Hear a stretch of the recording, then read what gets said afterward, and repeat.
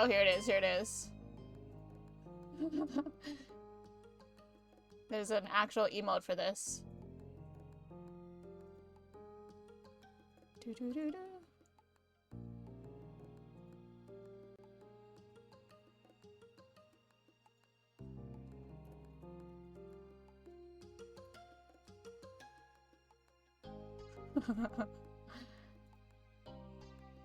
Trust me, bro. You know what I haven't done in a while? What? The gatekeeping on Wikipedia can get really intense. I believe it, and it should be that way in a sense. It definitely should be that way if it's community, if it's a community, I don't know what to call it, dictionary, like contributed, it should be heavily gate kept, but for the proper reasons it should be.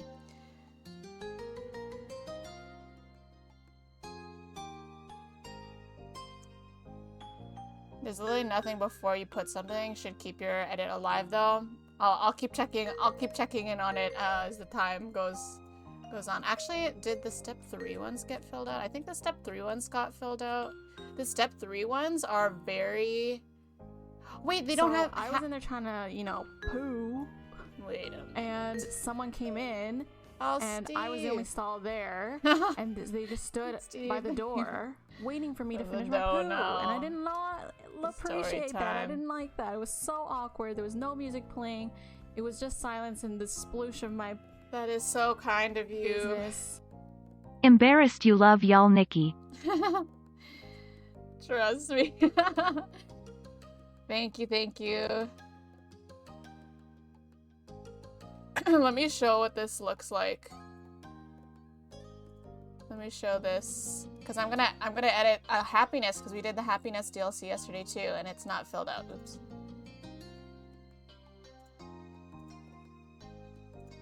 Okay, here's...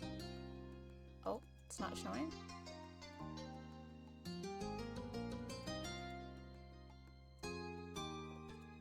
Oh, there we go. Okay, so... We'll just, why doesn't it fit nicely? Didn't it always fit nicely? Oh, God.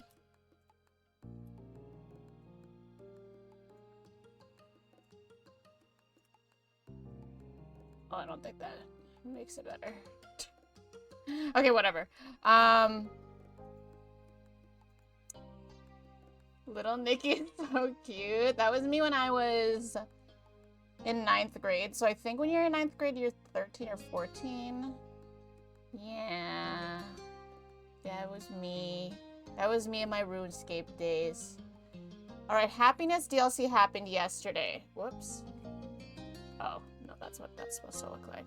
Wait, am I logged in? Hold. I'm officially logged in, though. I'm not. Hold on. I think if I just refresh, I'll be logged in.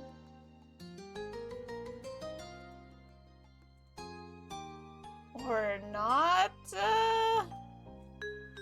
Question mark? I don't know how to tell if I'm logged in. Okay, whatever. The source will be, trust me, bro. Alright, so Happiness DLC. What had happened was... That's how I'm gonna start it. What had happened was... What had happened was... Alright, Happiness DLC. So it starts off... What happened? It starts off they're texting. I don't know. Look how into detail the other ones are, though. Well, this one's really detailed. The other ones aren't. I kind of wanted to just be short and concise. I don't want to spoil too much. Cove arranges for... Oh, wait, no. Cove... Is it a spoiler if I say Cove? Start off with Cove wants to find ways to make the MC happy. Gonna eat and lurk. Hi, Tulip. Thank you for the lurk. I hope you enjoy your food. I just ate myself, so hopefully I'm not hungry anytime soon.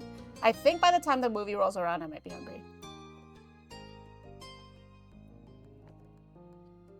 I think spoilers is the point of Wiki. Okay. Okay. What is a good way to start this? The first sentence is always the hardest. Wait, let's see how they started this. Lee calls you to talk about the boat she rented. Okay, okay. Cove texts you about 3 unusual outings. Unusual? Is that a good word? Cove texts you about 3 outings and asks you which is your favorite. You later find out that he is planning surprises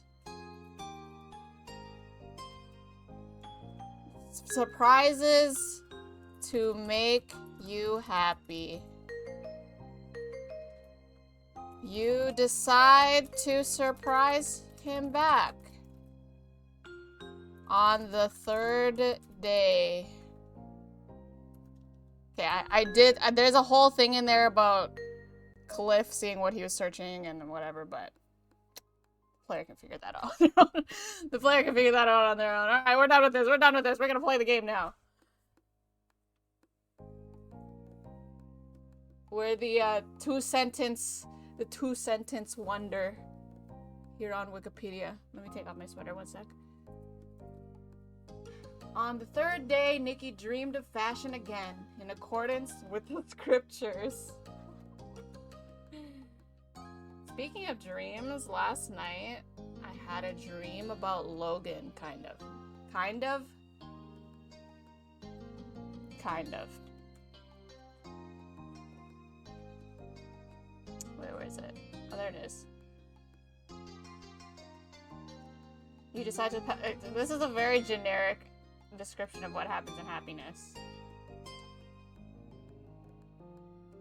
That's a very generic description, but it's there's something in there. At least if someone wants to know what it's about, they have those. Speaking of taking off your sweater, Blessed Azure Nikki is on a grid background. Oh, really? Oh, I think it's because... Oops.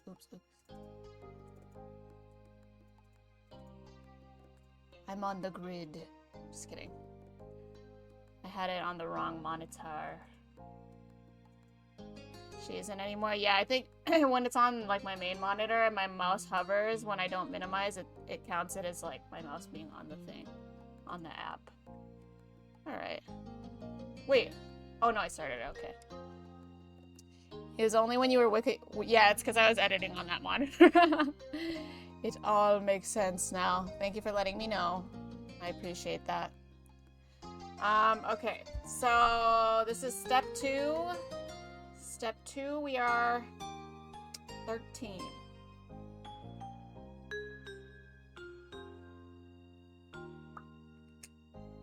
Alright, step 2, we are 13, and the chapter is Escapade. Wait, do they have a sorry. Okay, they have nothing written on Escapade. We are so editing that in after. Okay, you looked up, noticing the sun was finally setting. You had been trying to delay the end of the day for as long as possible. The evening breeze tickled your nose as you sat on the front porch, munching on fresh watermelon slices. That sounds good. The snack made you happy. You thought watermelon was just okay. You were eating it just because watermelon was a summer tradition? You aren't sure? No, man. Fucking, we love watermelon here. We're watermelon enjoyers. All up in here. You picked up another slice. Even though you already had dinner, you were still delighted to make room for the watermelon. Oh, there he is. You turned to look at Cove. You both had been sitting in comfortable silence for a while now. He sat next to you on the step of your house. He was happily absorbed in the thoughts and his own slice of watermelon. Chuckling, you watched as his face twisted in discomfort. He had to stop chewing to spit a seed into the bush. You shook your head in disapproval. Ew. You did the same and spat. Yeah, let's spit into the bushes. I bet I can spit a seed further than you. Would he be into that? Fuck it, I'ma just spit into the bushes. The fact that these are all choices. Who thinks watermelon is just okay? I know! That's what I'm saying!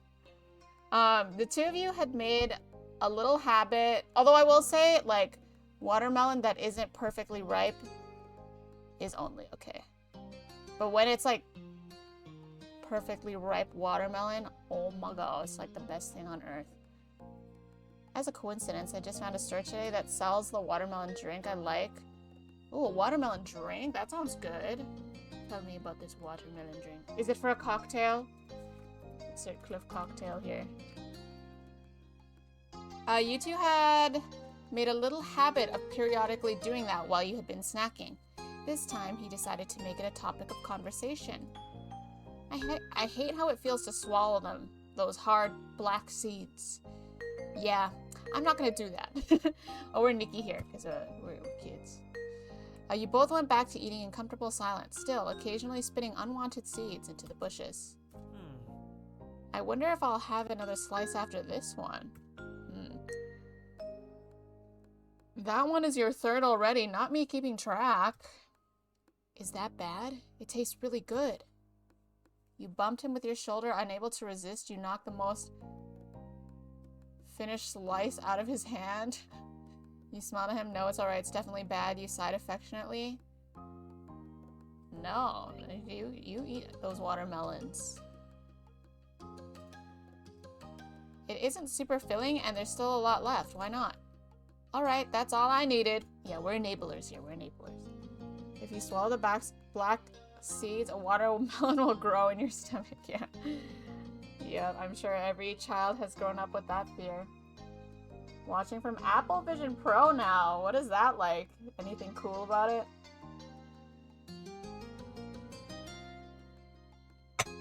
Excuse me. He picked up a Okay, that was his third. Okay, he picked up a fourth slice with confidence and looked at you. His smile stretched ear to ear. A little while later, Cove flinched, making a confused sound. He slowly put his current slice down on the plate next to him. Are you okay? Yeah.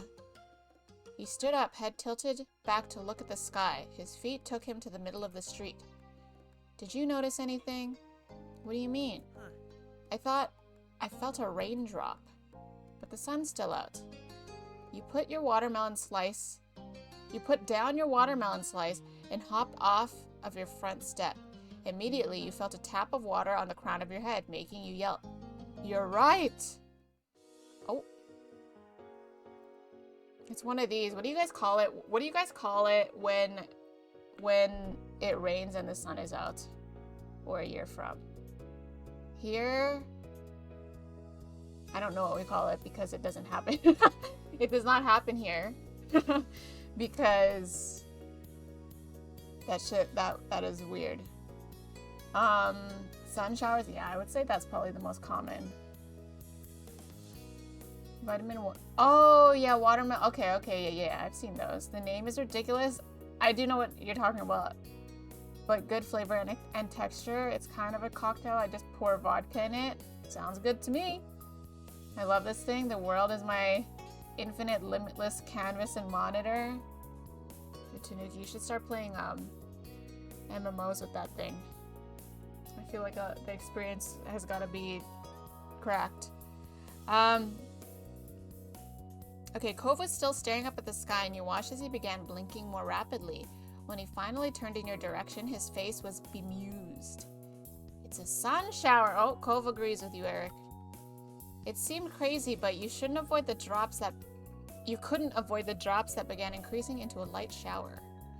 Booming with laughter, Cove kicked off his shoes towards his front door and reveled in the moment.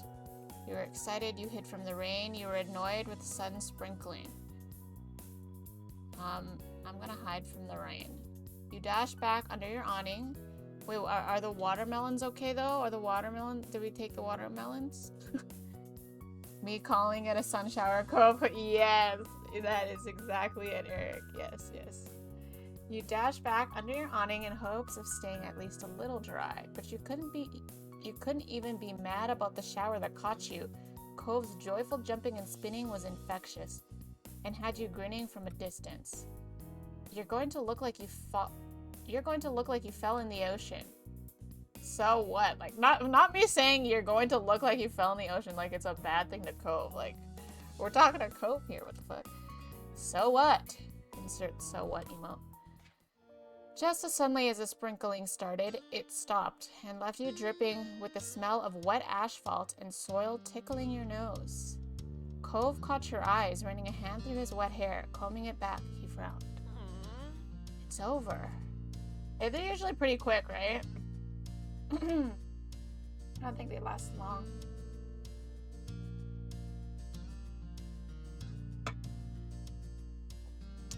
Having tea, my bad. The drops of rain clinging to his face.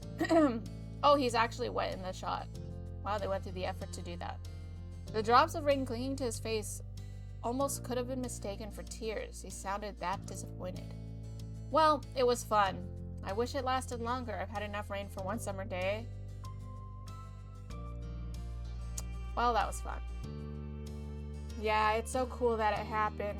Damn, he enjoyed that way too much. You then looked over at your door and sighed. You knew Ma wasn't going to be happy to see you trailing water into the house. Cove rubbed his arm awkwardly. He must have been thinking the same thing because he watched you sympathetically. It's okay. You can dry off at my house if you want. My parents won't mind. Yeah, Cove's parents are cool parents. Wait, both of them are there? Oh wait, yeah, okay, Kyra's here. Never mind.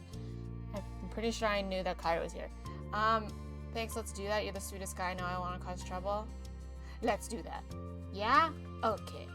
His whole demeanor brightened. You figured he must have felt relieved to help you avoid getting in any trouble. Cove led you inside and stayed close to him. We have a ton of spare towels. I've just got to dig them out of the hall closet. Thank you for doing this. What should I do? I think I'm going to need to borrow some clothes from you too. Probably. Cove didn't have any towels yet, but he came back into eye shot so you could see him stare at you flatly and roll his eyes. Ha ha. Ha ha. You laughed and let him go. I'm not joking. It'd be nice to borrow a shirt. Yeah, man, my fucking clothes are soaked. He raised an eyebrow and a thoughtful expression appeared on his face. Oh, I'm just gonna dry my stuff off, but I guess that'd be okay for you. I'll get something. Wait, he's just gonna walk around wearing that damp shirt? I guess this is Cove we're talking about. Thanks, Cove.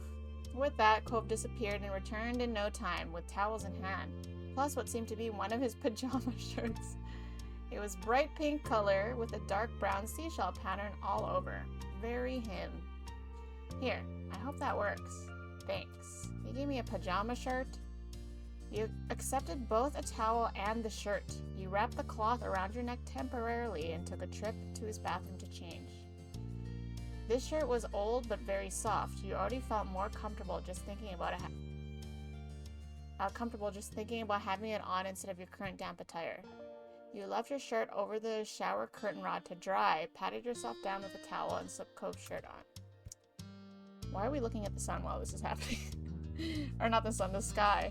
You wrapped your arms around your torso. The change didn't completely fix your predicament, but it was definitely an improvement. Especially since you were lucky enough to be close in size to Cove. It fit you comfortably. Happy Monday, BW! How was your Sunday with Dad? Well, I guess I did talk to you yesterday, so who am I kidding? I hope you had fun yesterday, even though the game was a little bit smudged.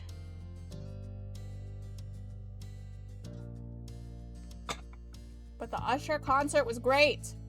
Not wanting to keep Cove waiting, you promptly returned to the living room. He looked up to greet you after hearing you come back down the hall. How'd it go? Was it good? Thank you for it. You're welcome. Just remember to give it back sometime. A sudden call caught both of your attentions. Oh, it's Kyra. She's not wearing the cute little cardigan thingy. Oh my god. My eyes. I thought I heard voices. Cove's mom strolled into the living room with a curious grin. What happened here? You're both wet. There was a sun shower. Badass. She's a cool mom. For someone who had no preference for either team, it was a great game to watch. That is true. In the end, I was rooting for Tom's team to win because I really wanted Tom to get that victory. I know he's a huge football fan, so yeah, but even though I just watched the score, I can tell that it was a very good game. It was a very good game. It was a good halftime show. It was a good opening performance. I'm sure everything else. And I watched a Taylor Swift highlight video. Yes, that exists.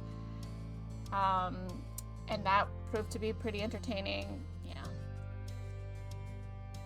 Nicholas taking his clothes off. Kyra taking her clothes off. This is the DLC we've been waiting for. Yeah, Cove's still wearing his damn shirt though. But Kyra doesn't care. She's just a cool mom. I would have gotten in trouble. Badass, she says. Cove smiled back at his parent. We came inside to dry off. My moms don't want me going into my house when I'm wet. Right. So I told Nikki to come back here. That was very sweet of you, baby. She ruffled Cove's wet hair and laughed at the drops of water that shook off. Then a light came to Kyra's eyes. I have an idea. Why don't we go for a drive? It has to beat standing around the house, and you'll air dry in no time. I would not think of that as an air drying activity, but I'm just down to hang out with you, Kyra. Cove only offered a shrug and a bent smile. Oh, there it is, this classic bent smile. A bent smile to his mom. He looked at you for a real answer. Hell yeah, where's that answer? Yeah, let's do it. You weren't sure about her suggestion. I don't know if my parents... Hell yeah, we're going. Can Cliff come too? Fun. This'll be good. Kyra pulled out her cell phone from her pocket to call your moms. They had swapped numbers early in the summer. Head on out to the garage. I'll meet you there in just a minute. Sorry, my mom can be so pushy. She gets some idea in her head and that's what she does. That's okay. Thanks for letting me come. I didn't do anything. That wasn't true at all, but you let him get away with that. Come on. Cove led you to the car and Kyra wasn't too far behind. Taylor Swift react cam in general seems like it would be fun. She's a good reactor. She is. She's very like facially like animated, very, very much. And it makes me wonder how much she knew about football before, because she looked like she really looked like she knew what was happening.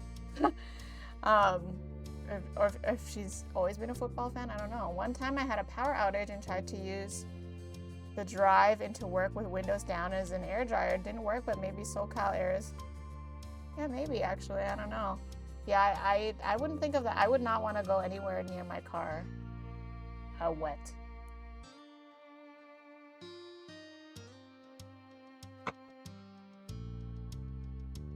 Although I remember one time I did have to do that. I forget why. But my car had leather seats, so I guess it worked out. Anyways, okay, into the back, you two. Oh, that was into the back, you two, says Kyra. Oh, they flipped the car image. It's usually facing the other way. It's tripping me out. They literally flipped it because the driver's seat is on the right side. Okay, we drive in a Japanese car. She's cheer captain and I'm on the bleachers, so I assume she went to games before. I'm sure she definitely went to games before. But did she know what was happening? Since Taylor came up in country music, I would guess she had a lot of exposure to football. That's what my thought is for Americans in general.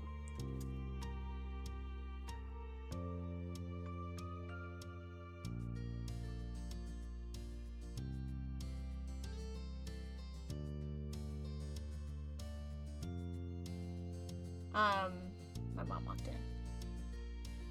But yeah, I feel like that's a stereotype or like a presumption. She's, wait, Ice Spice looked confused the whole time. Wait, Ice Spice was there? I did not see the Ice Spice, highlight reel. I did not. But you know what was wild is that Lana Del Rey was there and not a single person mentioned her. That was wild to me. But also Lana Del Rey looked really bored.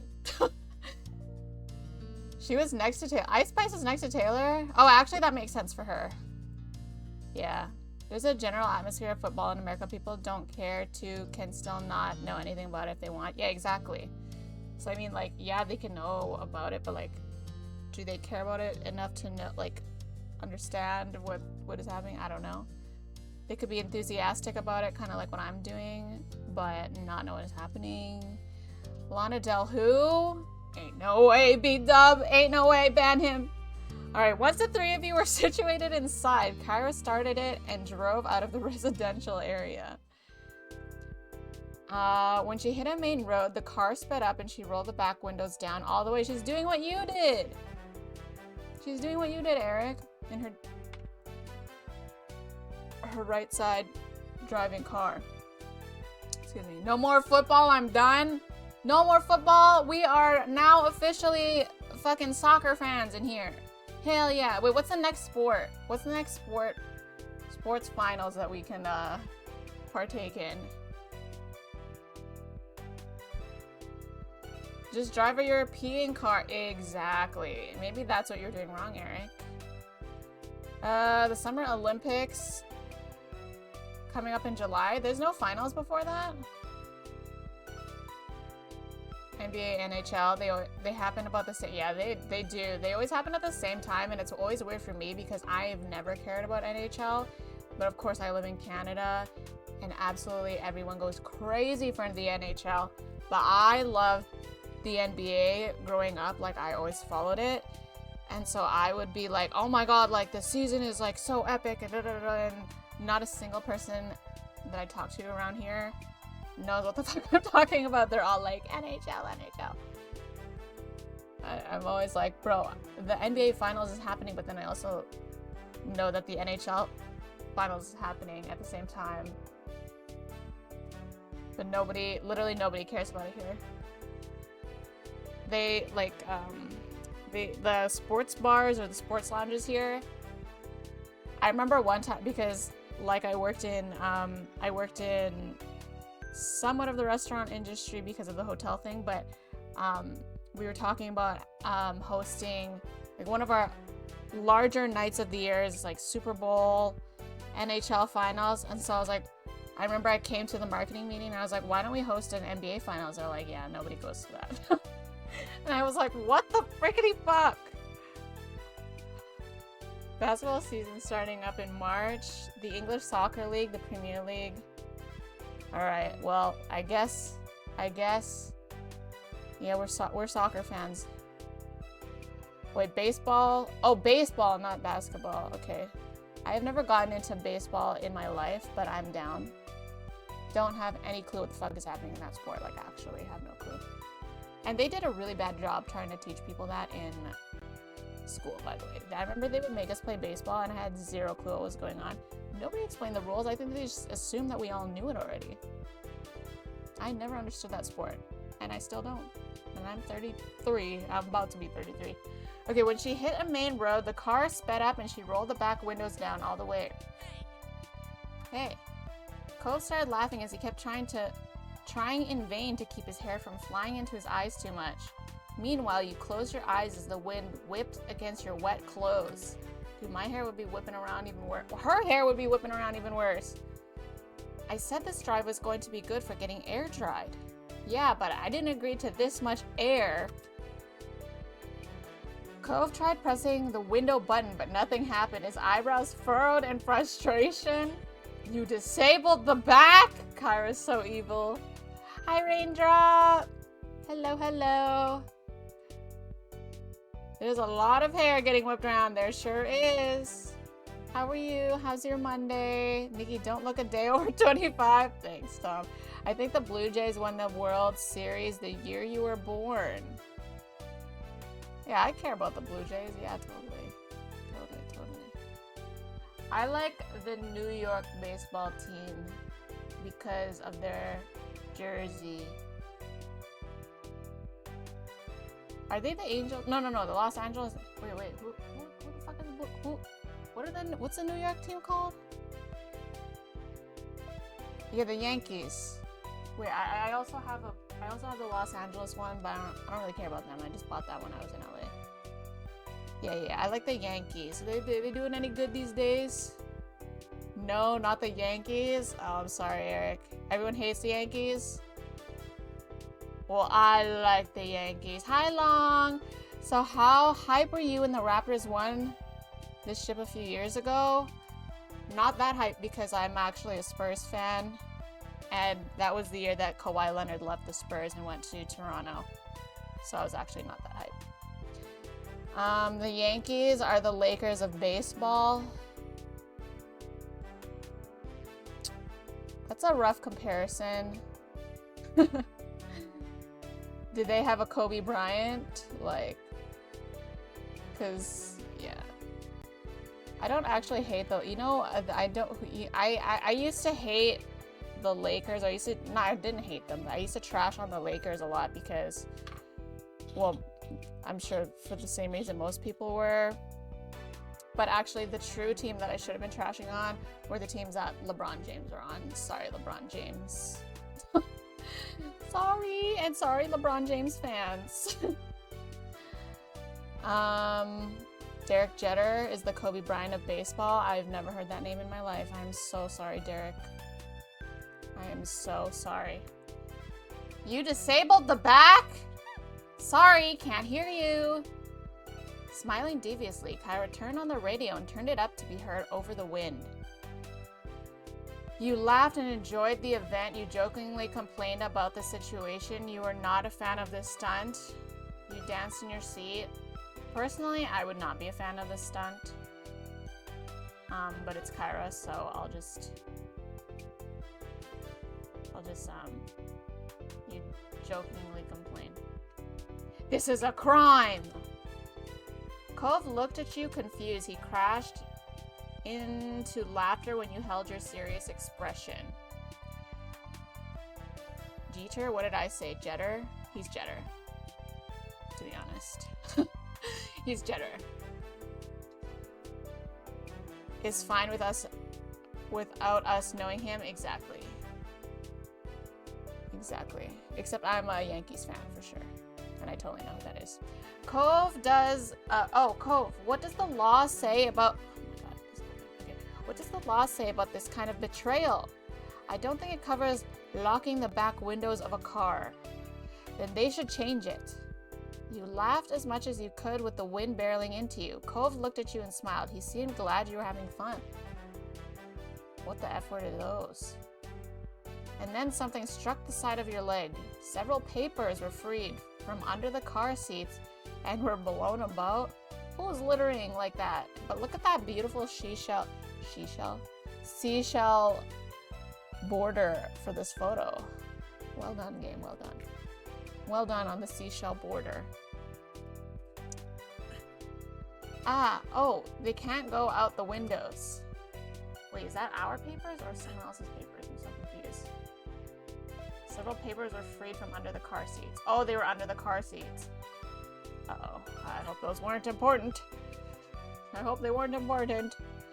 Seashells, jetters at the Jeet shore. The Jeet shore. She sells seashells by the seashell. I could never say that one. I could never say that tongue twister. Seashell, jetters, jeets. They can't go out the windows. Cove began to haphazardly reach around the space to try to get it all back under wraps. Amused, you helped. You helped frantically. You watched him struggle, entertained. I helped frantically. You jumped to his aid immediately, trying to snatch up every single paper crashing around within your reach. Does Kyra not care about these papers? As much as you both caught fistfuls, there was no stopping a few that got sucked out the windows. Wait, I'm pretty sure these are Cliff's papers. I'm pretty sure this is his car. Oh, I hope these aren't important or have private information. As much as, okay, there was no stopping a few that got sucked out the windows. Cove gasped. Mom, close the windows. Kyra offered no response. Oh yeah, these are definitely Cliff's papers. She does not give a fuck.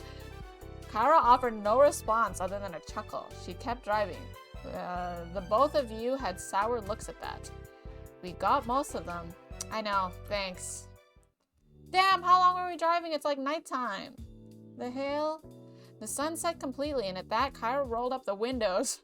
Wow, finally, Cove let out a big sigh and released the random bits of paper he had in his fists. My mom is crazy. He ran a hand through his wind-blown hair and laughed with a bit of exasperation. You felt good. You didn't know what was happening anymore. You were fed. I'm fed up with this shit. No, we'll just say I don't know what is happening anymore. After all that, you wondered what was going to come next, biting your bottom lip. Cove watched you with interest until his focus was taken by a new comment from his mom. I bet you're not feeling damp anymore. No, but now I feel tricked. You could tell by his tone that at this point his complaints were more performative than serious. You spotted Cairo looking at you both a moment in the rear view mirror, smiling. You sided with Cove. I'm just gonna stay quiet. We're the guest here. We're not gonna ruffle anyone's feathers, even though Cairo definitely ruffled ours. You shook your head and looked out the window. Cairo continued driving. The radio volume was adjusted for the closed windows, and everyone was sitting more comfortably. Cairo lowered the sound even more after pulling into a red light. She took the chance to turn around. You caught her coy smirk. So? Does anyone know what we drove past during the dry cycle? I'm not sure I want to. A movie theater. Oh boy, here we go. Okay, most places have one somewhere. It isn't that late, you know. We can probably still catch a show. Really, Mom? We don't even know what to be playing. That's what makes it fun. I want to see a movie. Listen, if we get to see a movie with Kara, I'm in. She's really testing the limits of our loyalty to her today, though. She's really testing the limits of our loyalty. I'm down to see the movie. Both of you? He seemed hesitant. You gave him a smile and Cove eased up a bit. Aw, don't get me wrong. I'm not advocating impulsive behavior every day, but it's important to seize the moment when you can. We might never have another night like this. And don't worry, Nikki, I said I'd watch over you for the night, not just 10 minutes or so. I'll put your parents in the loop about hitting the movies as soon as we get there. I didn't bring any shoes. You should always bring— wait, he didn't bring shoes? WTF. You should always bring shoes when you're going out. I'm not wearing any either. It doesn't matter. I mean, it kind of does matter. I guess you should always bring shoes. I didn't know we were going anywhere. I thought we were just gonna be in the car. We'll sneak through quick. No one will notice. You can do it. Just this once. You bounced in your seat excitedly that it was actually going to happen. Cairo was right. You never got to do stuff like this. I would get the man some flip-flops, like $1 flip-flops. Hydrate. Thank you, Tom. I will have my tea.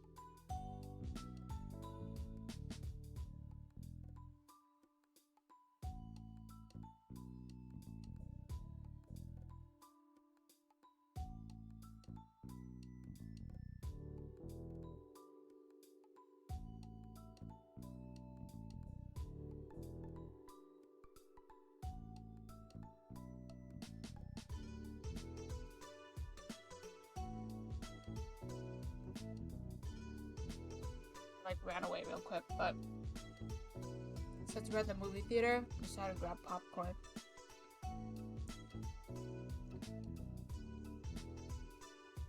For immersion. I have buttery toffee popcorn. Very good. Oops, sorry.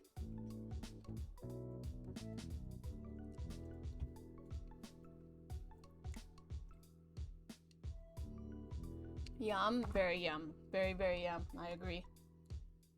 And here we are in the parking lot that leads to everything. Kyra drove into the theater parking lot and shut the engine off. With the unbuckling of her seatbelt, she ushered you and Cove out. Despite being hesitant to leave, once outside, Cove burst into a sprint toward the cinema. You hurried behind, but you figured the cold tarmac on his bare feet was what was fueling him on ahead. Inside, you noticed there were no lines. All the current shows had already started. Kyra paid that no mind and strode up toward the counter with some words of encouragement. A third of the running time is ads these days. We haven't missed anything. Meanwhile, Cove stood next to you awkwardly. He shifted from one foot to the other and constantly kept looking around. His shady behavior would have made him much more likely to get caught than standing still would have. If there were people around to really notice. It was pretty goofy. I would hate to be at the movie theater without shoes on. That could be what, at least you get to sit, I guess. You offered him your shoes? Can I offer him one shoe? I have one shoe each. I'll offer my shoes. He already let you borrow something of his. Oops. I can give you my shoes. His eyebrows rose at the offer, then his expression softened into an appeased smile. That's really nice, but I think we'd get caught for sure if we started changing shoes in the middle of the lobby. This is a good point. Walking on a movie theater floor with no shoes. I agree. Also, popcorn can be soft, but they can also be really pokey and prickly. So if there is stuff on the floor, that could hurt. Well, I have a really soft feet, I guess. Can I offer you a shoe in these trying times, Nikki DeVito? Is that an actual quote?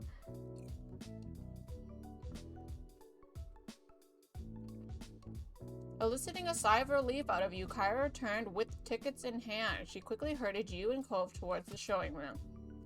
I am so sorry for the little hiccup, but hold on. We've almost made it home free. Once we sit down, it'll be smooth sailing. The lights were already off in the showing room, but the movie hadn't started yet. The upcoming movie trailers were still playing. Yes! Keeping her volume in a hushed tone, Kyra couldn't help but burst with excitement over your luck. You followed her down the walkway until she spotted open seats in the middle-ish area of the theater. Kyra pointed at the seats, looking over her shoulder at you and Cove, waiting for input. Cove nodded and you decided to give her a thumbs up, and she led the way. When you reached your seats, Kyra sighed contentedly. Cove gave a sigh of his own and lifted his feet to sit cross-legged instead of keeping them down on the floor. He then leaned over and whispered to you. Do you have any idea what movie this is? No, I didn't hear the name or anything when your mom bought the tickets. Oh boy. After a couple more previews, the main event began. It dawned on you quickly that it was a horror film. One about a group of students being haunted by dangerous ghosts. Yeah, this would not be okay with me. This is my boundary crossed.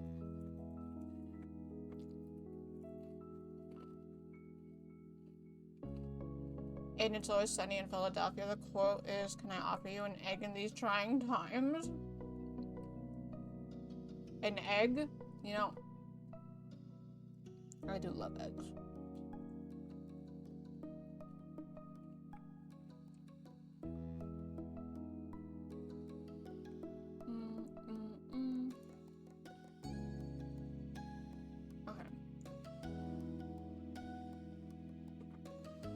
You were terrified you couldn't do this, you had to leave. I wouldn't leave, but I'd be terrified.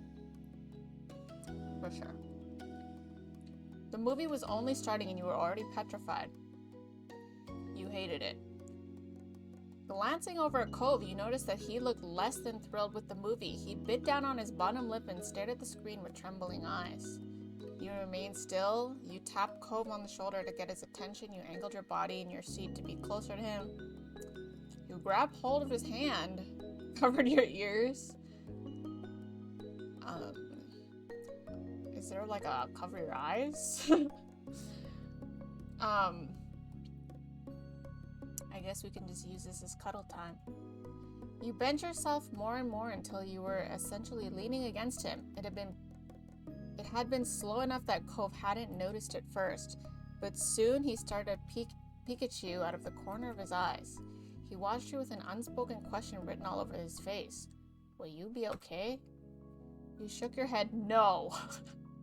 Definitely no to the horror movie. His face grew firm and he mouthed something that you couldn't make out. Then he did something you could understand. He got up from his seat. Cove gestured for you to do the same and you obliged. You both began to shuffle down the aisle. At some point, Kyra must have realized what was happening as well, because in only a couple minutes, the three of you were standing outside again. Oh, we ditched Kyra. Okay, I don't know if I would want to ditch Kyra. I'd feel bad about that. Mother and son looked at you apologetically. It made you uncomfortable, but Cove spoke out to ease the atmosphere. This was a bad idea. Come on.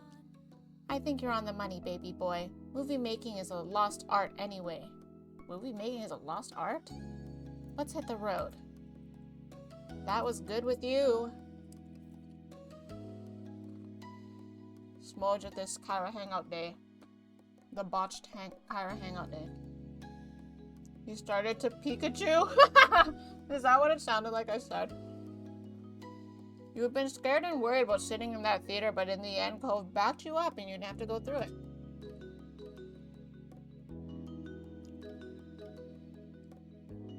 I'm sorry we had to go. I don't think we had to go. I mean, I would have wanted to go, but I feel bad because she bought tickets. So I would have stayed, but probably wouldn't have, I don't know, I probably would have watched it.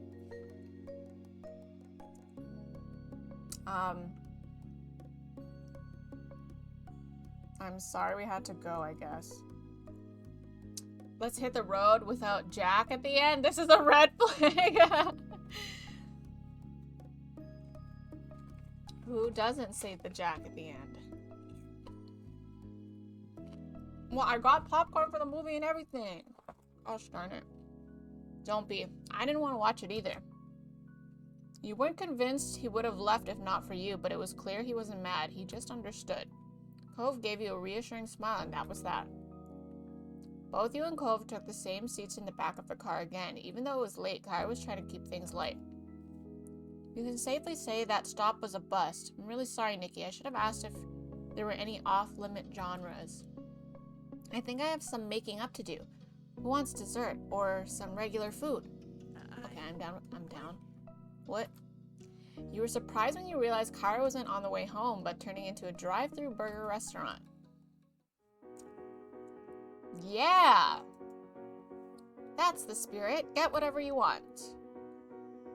Well, fuck. Well, we are gonna get whatever we want. What do we want? What do we want, folks? Cheeseburger. I'll take one of those. Okay. I'll get the french fries. Ooh.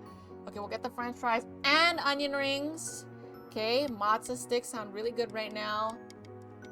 Yes, sir.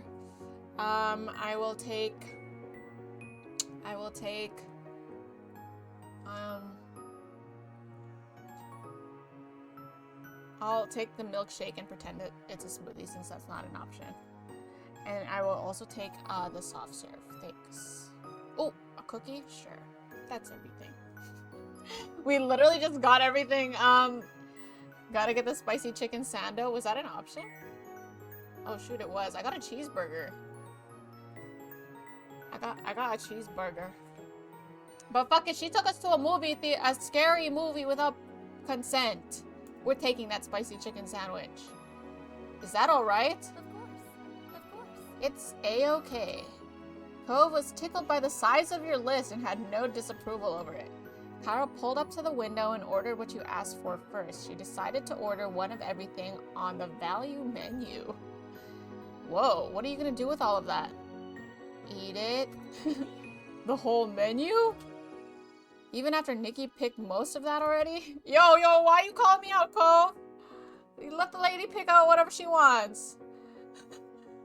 Let the lady pick whatever she wants. Why are you bringing me into this? That's right. There are only maybe 10 things on it. They're about $1 each. I can swing it.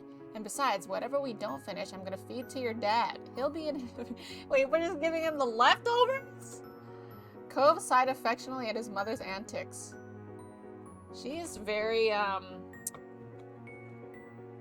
do I describe Kyra after today's chapter?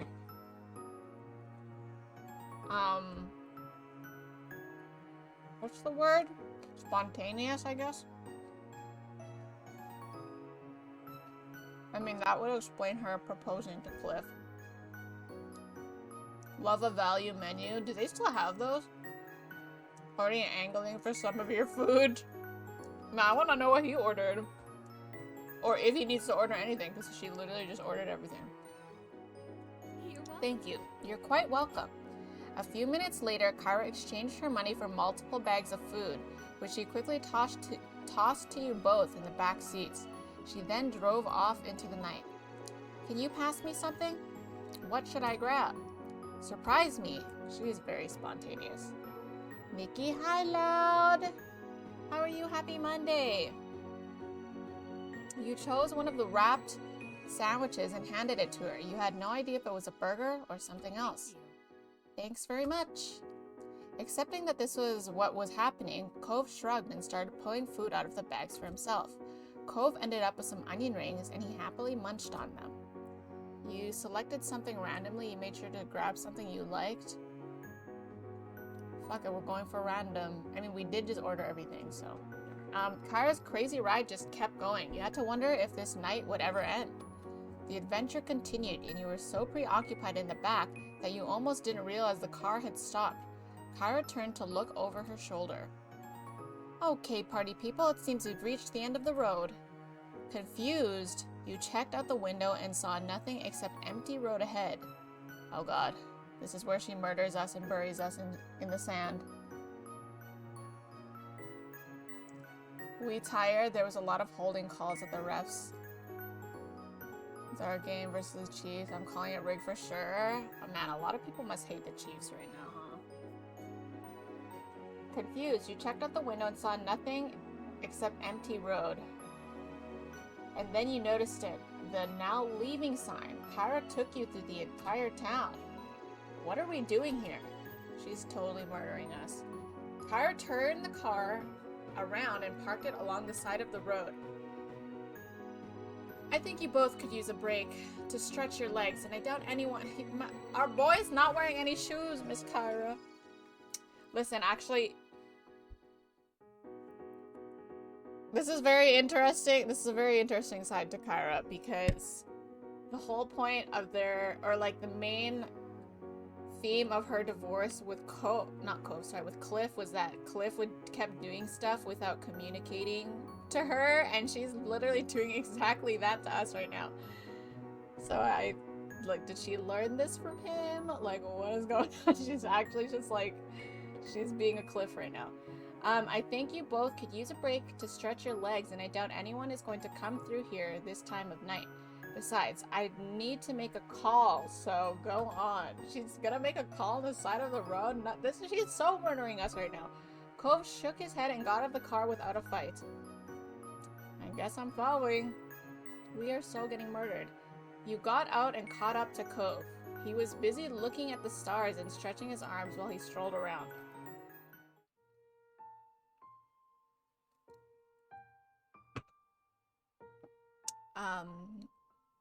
You're mad? You just felt tired?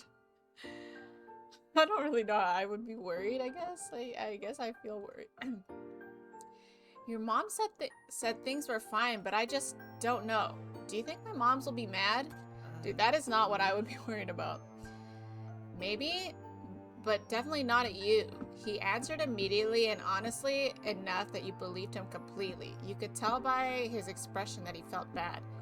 At least your mom has been calling them. Yeah, your parents have more rules than my parents, but they're not really mean.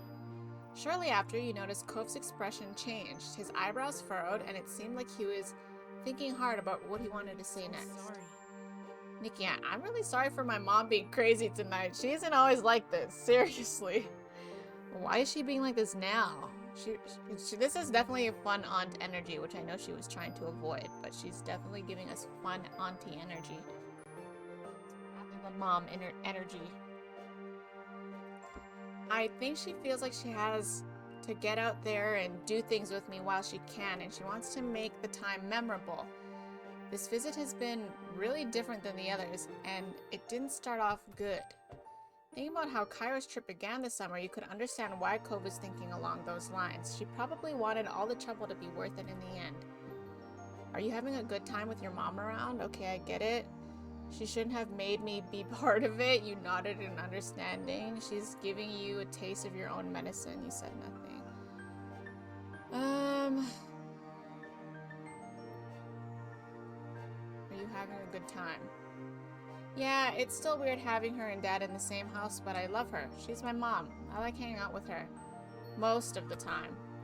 It went silent between you both, so you jumped when you heard the sound of a car door closing. Cove, Nikki!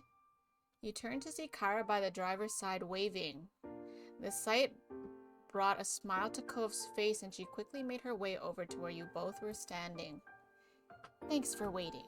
I don't mind. My baby. How did I end up with such a polite boy? She ruffled his hair and Cove lowered his head, accepting the compliment. He thought about how interesting it was to see how Cove interacted with his mom. Anyways, it's kind of cool to be here, right on the edge of town. Exactly. We're standing on a precipice. I think so too. I don't really see what's so different about it. I didn't have a strong opinion. Well, I feel like I don't see what's so different about it. It's like we're standing in a doorway. You don't stop and spend your time there. You pass through without thinking. Should I go stand at my door real quick to see what this is like? I'm thinking about it. Sunset Bird has ended, and just a few steps over there is the rest of the world. Plus, we get the added bonus of a gorgeous starry sky.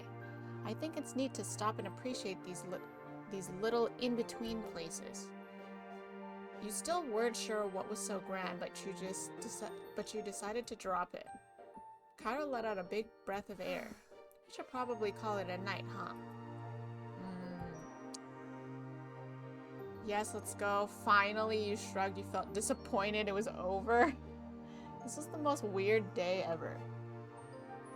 I'm just gonna shrug, because I don't know what's happening. A part of you was surprised Kyra was finally throwing in the towel. Kyra shyly smiled and gestured to the car. Quietly, you all made your way back to it. Cove naturally followed you, taking the seat nearby in the back with the collection of fast food bags still strewn about. You rested your head into the seat as the car roared to life. As you did, Cove leaned in close to whisper. Hey. I can talk to your moms if they do get mad about tonight for some reason. It was my mom's idea. You didn't have a choice. I think that would be weird if I feel like it should be Kyra that talks to them, but this was worth it even if they get mad. Wait, where's the no option? There is a no option. This is worth it even if they get mad. I mean, I'm just glad I got to spend time with Kyra. Your mouth pulled into the biggest grin, getting a laugh out of Cove. If you say so. Also, don't worry about bringing the shirt back when we get home. Just keep it. Until tomorrow? He simply shook his head. He's giving it to me? Secretly hoped to not give it back. You're gonna get it back no matter what. You were at a loss? Okay, that's a little you're the best. Cove smile within whenever I hear you're the best, I think of Vegeta during that very epic moment where he tells Goku you're the best. I hear it in his voice. Cove smiled bashfully at you but said nothing else. The drive home was smooth and uneventful. The radio was off completely and you felt your eyelids getting heavy. Your head rested on the side of the car. Your head came to rest on Cove. We're kids here, so we're just gonna rest on the side of the car. Your thoughts were quieting as your eyelids grew heavy. Oh, do we fall asleep? Oh, my old room! Dang, this is a throwback. Alright, when you opened your eyes, you expected to still be in the car, not your bedroom. It was somehow already morning. Damn, we passed all the way out. You couldn't remember how you ended up there. Sitting up in bed, you thought about how last night was quite an experience. It could almost have felt like a dream if you weren't still wearing the shirt Cove had let you take. It definitely happened.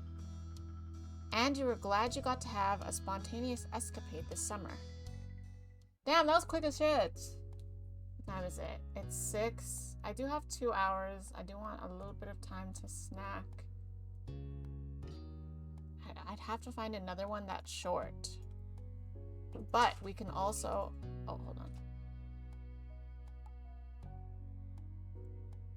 Oops.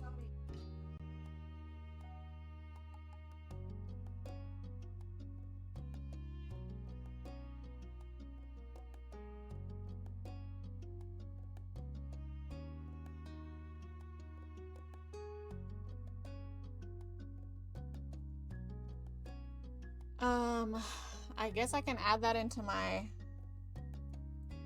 into the Wikipedia. Does that make Jeremy the Piccolo? Why Jeremy? I feel like one of my moms would be Piccolo, actually.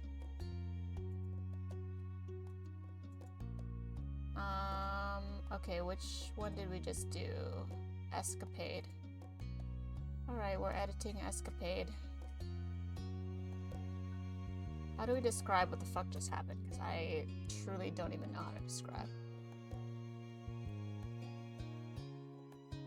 After a sun shower, Ira offers to help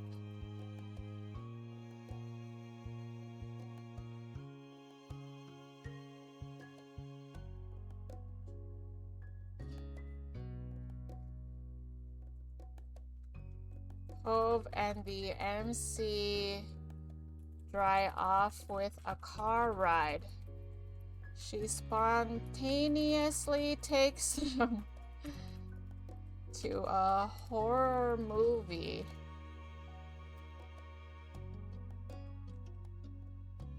And I think from there it depends what you do, whether or not what the fuck happens there.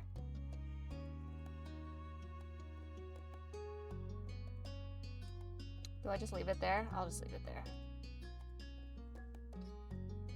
Wow, we're filling this out, y'all. We practically own this Wikipedia page. Whoops.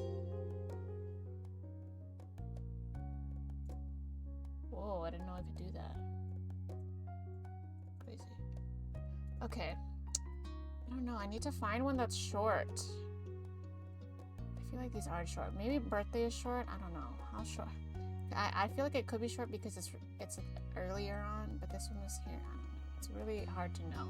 Fuck it. We're just gonna do birthday. This is a new background. This is a new background. And also, I hate these kind of birthday parties because you know that flies just land on all the food. You know flies are landing all over that food, and I fucking hate it.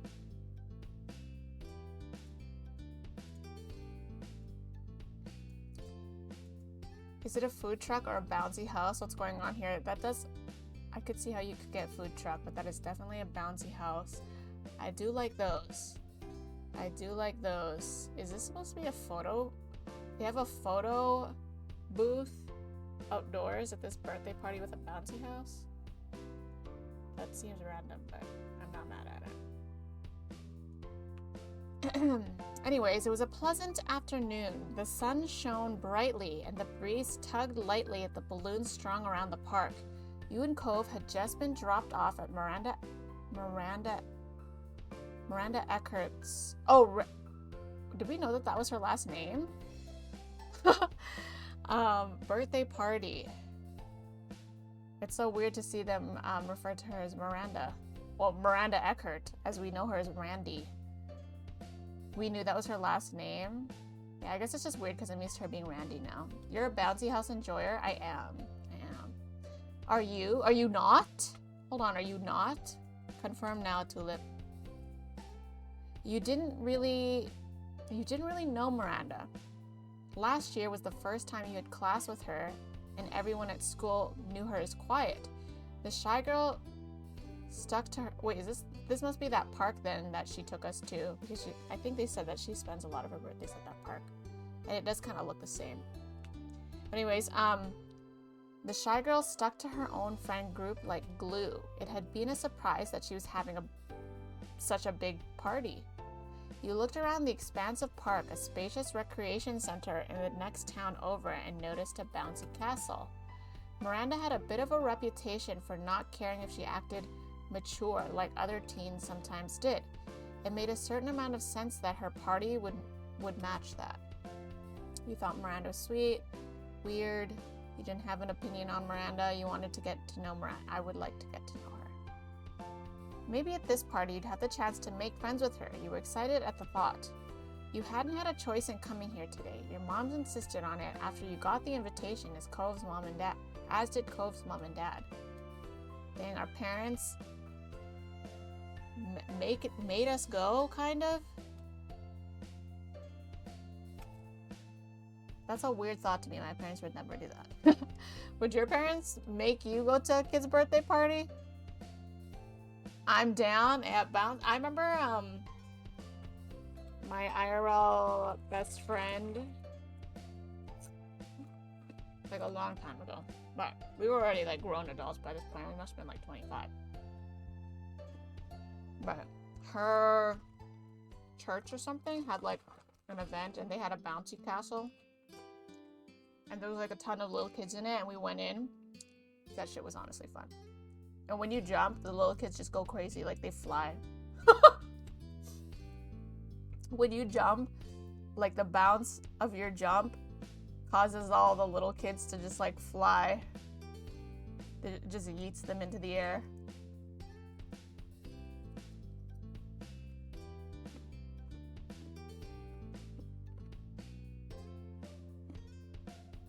They made you go? My parents would never make me go. They were very opposite.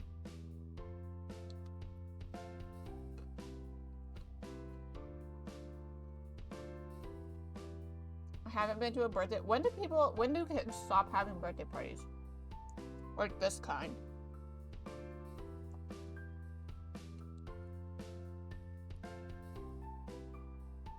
He loved doing the send them flying thing when they were tiny. It's so fun.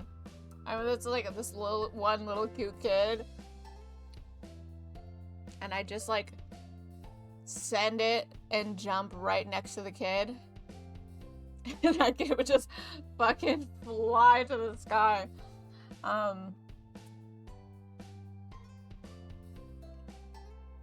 Excuse me, I'm eating popcorn still.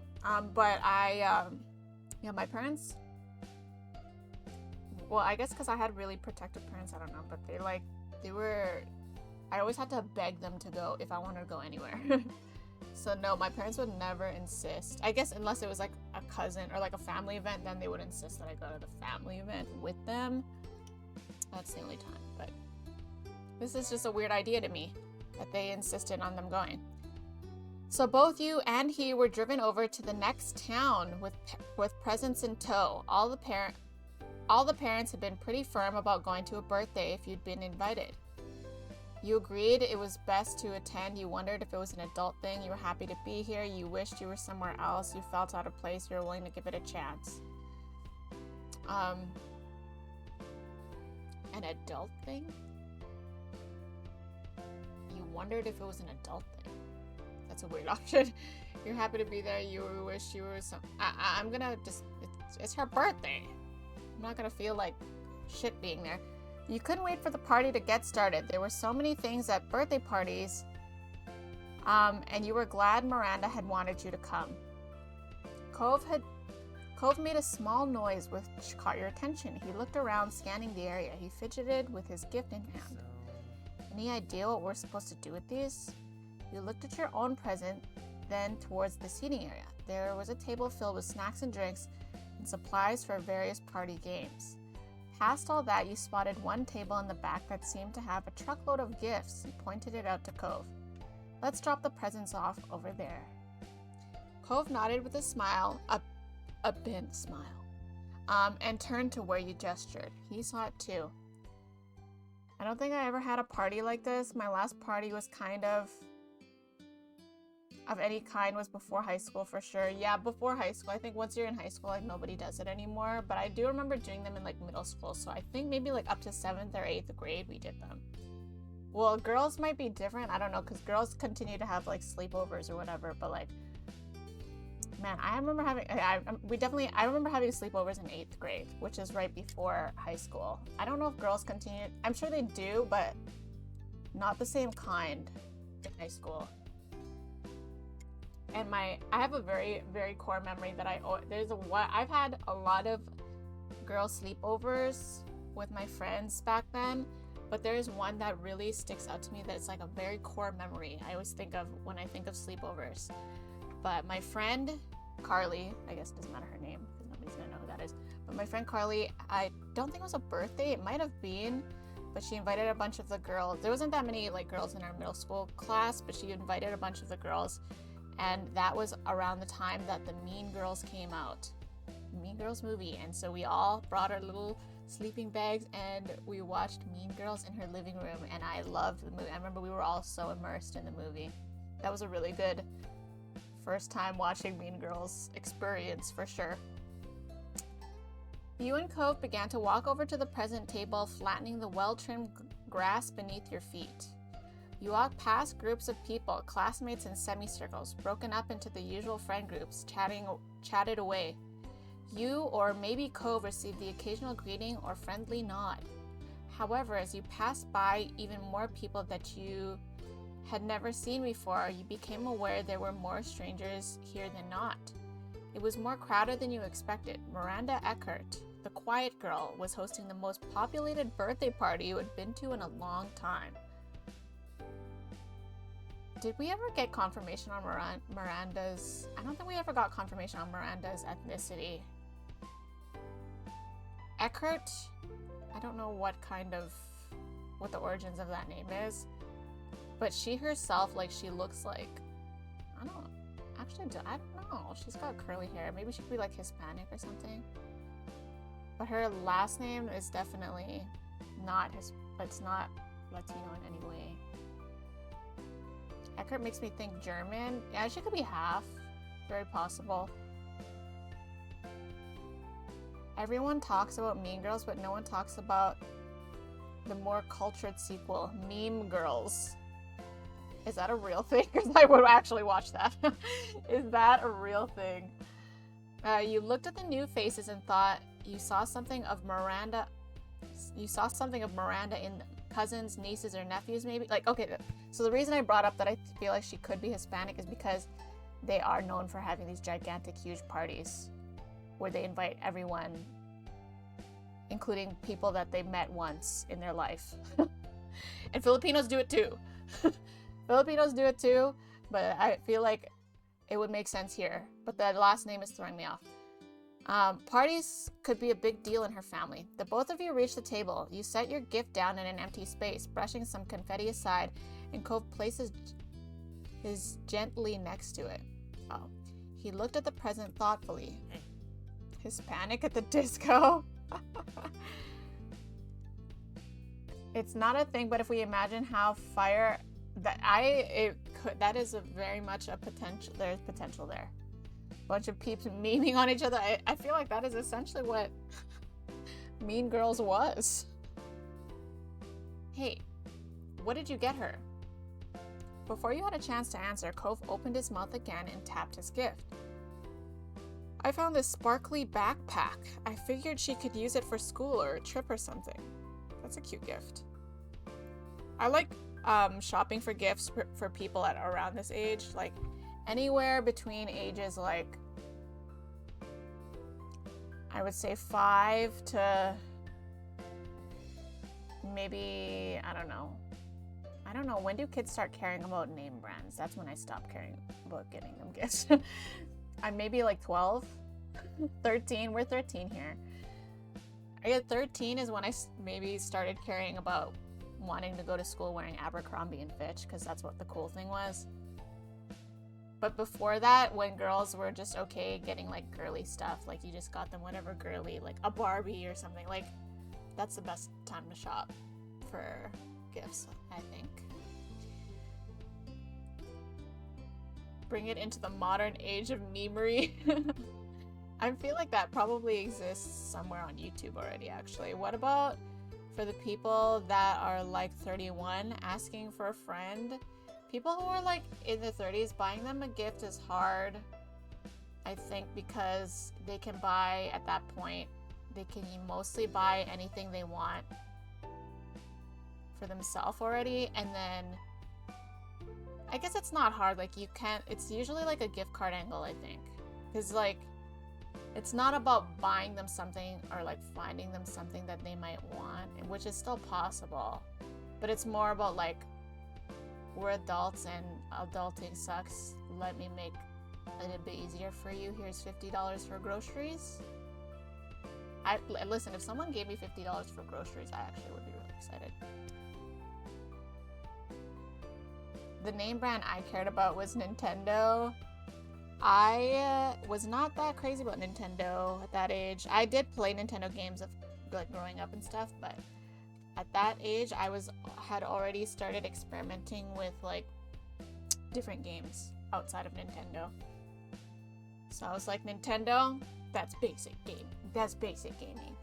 I'm all about Square Enix and fucking Jagex, RuneScape shit. Just get them gift. Yeah, exactly. It's a gift card angle. Is that why I give people Amazon gift cards? I give people. I mean, the past Christmases I've gotten Amazon gift cards for my parents, and honestly, it's very helpful because I do get a lot of my stuff off of there, and I am perfectly happy with that gift. Yeah, my recommendation is to follow them on Twitch. People mention things. Wait, are you still talking about Nintendo or for gift giving? I would like to, not anytime soon because I don't have a PS5, but I will eventually. What about you, Rain? Do you have a PS5? There was a time where Square Enix games were on Nintendo. The glory days, yes, I have those. Well, I have one. For gift giving, haha. Oh, for gift giving. Oh, yeah, that's true.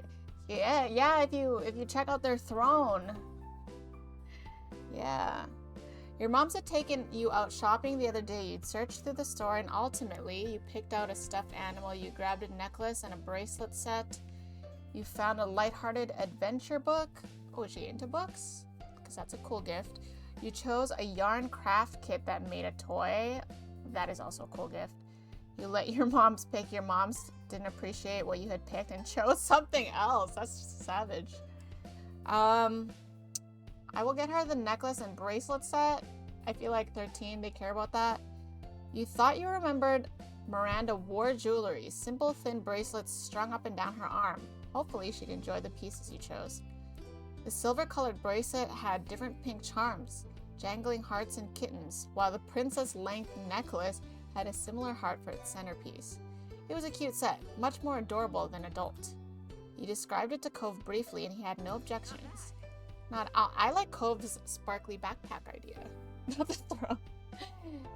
Yes, the throne is real. I do not have a PS5 and probably won't play it soon. Haven't touched Part 1 remake either yet. It's very special to me though. Yeah, I know. It is very special to me as well.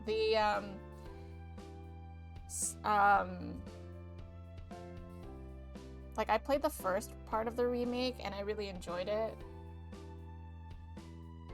But that was on my PS4, so I'm just like really mad about how everything is moving on. And I need a PS5, and I know I can play it on PC eventually, but I'll eventually play it, but I'm definitely not in a rush. I'm actually more in a rush to play Persona 3 Reload. I'm kind of really interested in playing that one. Mega patience mode, and I'm planning to wait for all 3 parts. That is honestly not a bad idea. Like that, if all 3 parts are on PS5, then that would be worth it for me to get the PS5. Is on Game. Yeah, I know it's on Game Pass. Yeah. Yeah. I don't think I'm gonna play Persona 3 Reload anytime soon though, because everyone's still playing it. I don't like to play games like right when they come out. Unless it's like Fashion Dreamer. Nobody cares to get spoiled with Fashion Dreamer.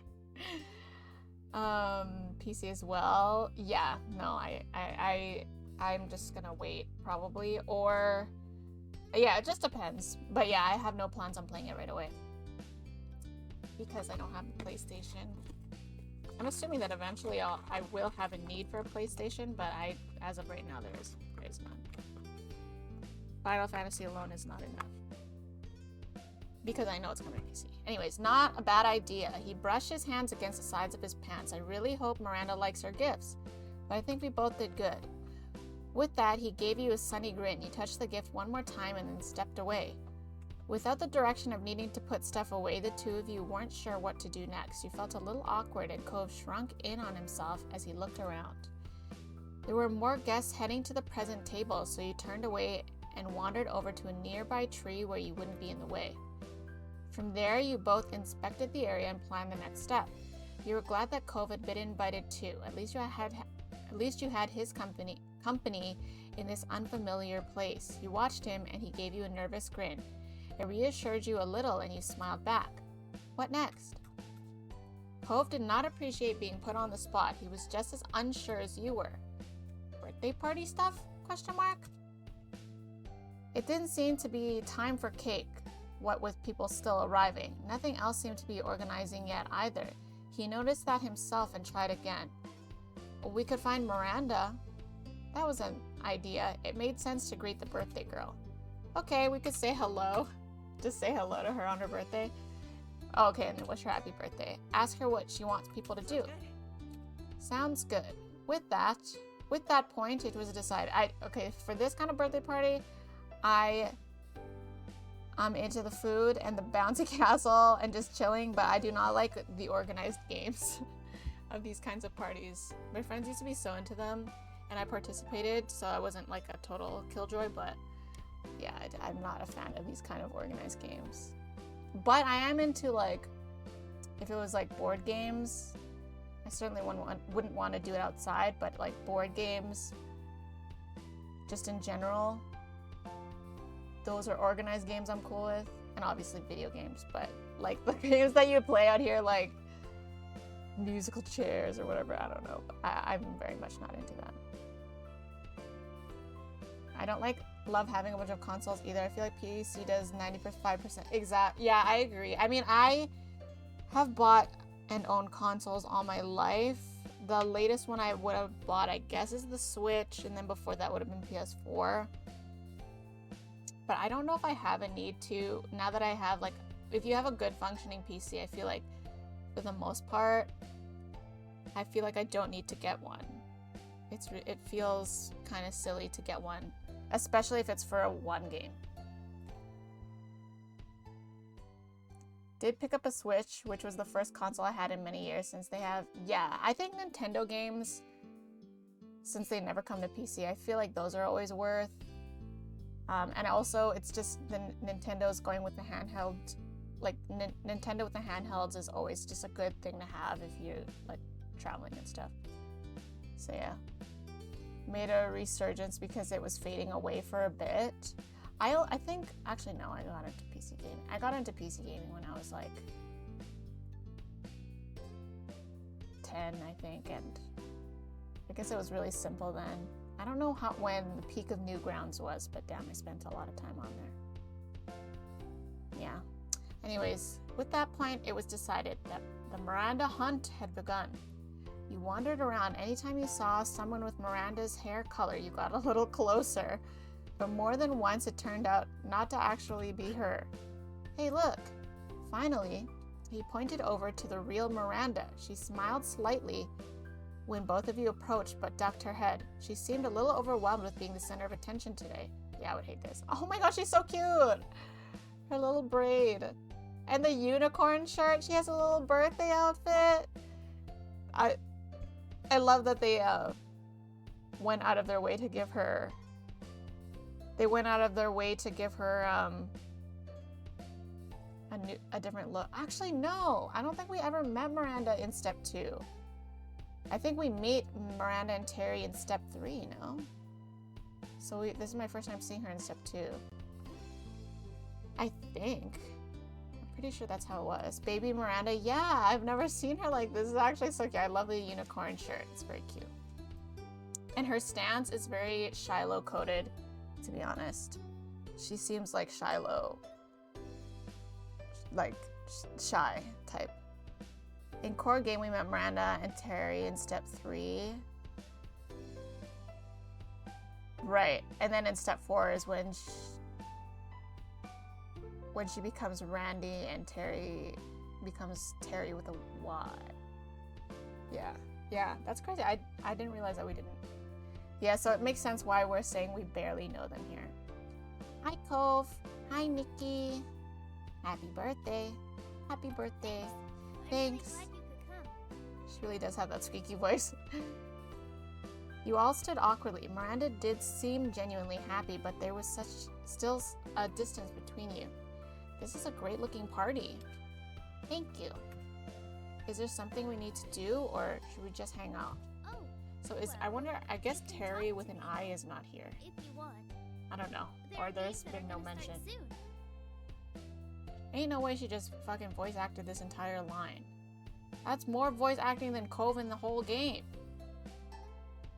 Oh, well, you can talk to people if you want. There are games that are gonna start soon. Do you guys hear that? It's so quiet. Why did she get a whole ass voice line? Oh, well, you can talk to people if you want. There are games that are gonna start soon. It's okay, Miranda's quiet. She's shy. Bro, I don't even think Cove or any of the main characters have a full line like this, voice acted. Is there something we need to do? My thoughts at every single social event. I know. I always just end up sitting in the corner and just looking at my phone, which I feel awful looking at my phone, but like I'm just sitting in the corner. Like I don't want to stare at people. So like I don't know where else to look. Yeah. Or if you're lucky, there's a dog or cat or some sort of pet at this party. And the bounce house should open later if you feel like jumping. Then after that, it's cake and present time. We'll have ice cream too. Sheesh! After that is when people will start going home. I hope that's okay with you guys. Cove nodded. He seemed a little more confident about the situation now. Thanks for letting us know. You grinned at her and she nodded back. Miranda waited there and you became hyper aware of the silence forming. Hyper aware. This is so me in real life. Oh my god. You heard a shout for Randy and Miranda brightened up, a total 180 with how stiff she had been with you. That is Terry. I gotta talk to some more people. Bye. That they're not gonna mention it, but that was for sure Terry. The birthday girl ran off to her friend, leaving you and Cove with at least a little more idea of what to expect. You both glanced at each other wordlessly. You felt a little disappointed. It was going to be hard to get to know Miranda better with how in demand she was going to be. She was probably going to be today. Hopefully, you would get to talk with her later. All that was left now was finding something to fill time until the activities began. You tried to chat with people? That's a hell no. I would just talk with Cove. I would honestly just talk with Cove. This is so relatable to me right now. You started talking about how you felt about this kind of birthday party and what you wanted for your next party. Cove made the occasional suggestion. The conversation became silly as you started joking about ridiculous party ideas. Cove wanted a moon party. Random. And I'm surprised he didn't go with a mermaid, but I'm sure he's already done that. Cove wanted a moon party and you wondered if anyone had ever tried to make a cake big enough to be the party location? I guess we're 13. Suddenly, a loud voice boomed over the crowd. The constant buzz of conversation dropped as one of the adults, maybe Miranda's dad, asked the kids to gather around because it was game time. Oh god, we're gonna play musical chairs. I fucking hate musical chairs! I wonder what's gonna happen. You shrugged, you scanned the area to make a guess, you made a joke about something that wasn't going to happen. I scanned the area. You gotta get the moon party sounds nice. Like, it's like a nighttime, like, moons and stars celestial party theme. I actually like that. I bet Baby Terry looks like a nerd. I believe it. Cove wants a moon party because the moon controls the tides. It always comes back to the ocean for Cove. Okay, true. I was never really into musical chairs, and I'm curious why you hate it so much. Because it's like, I don't know, I think it just goes against everything that I like. First of all, there's a lot of attention put on you if you don't get a chair. And I hate that.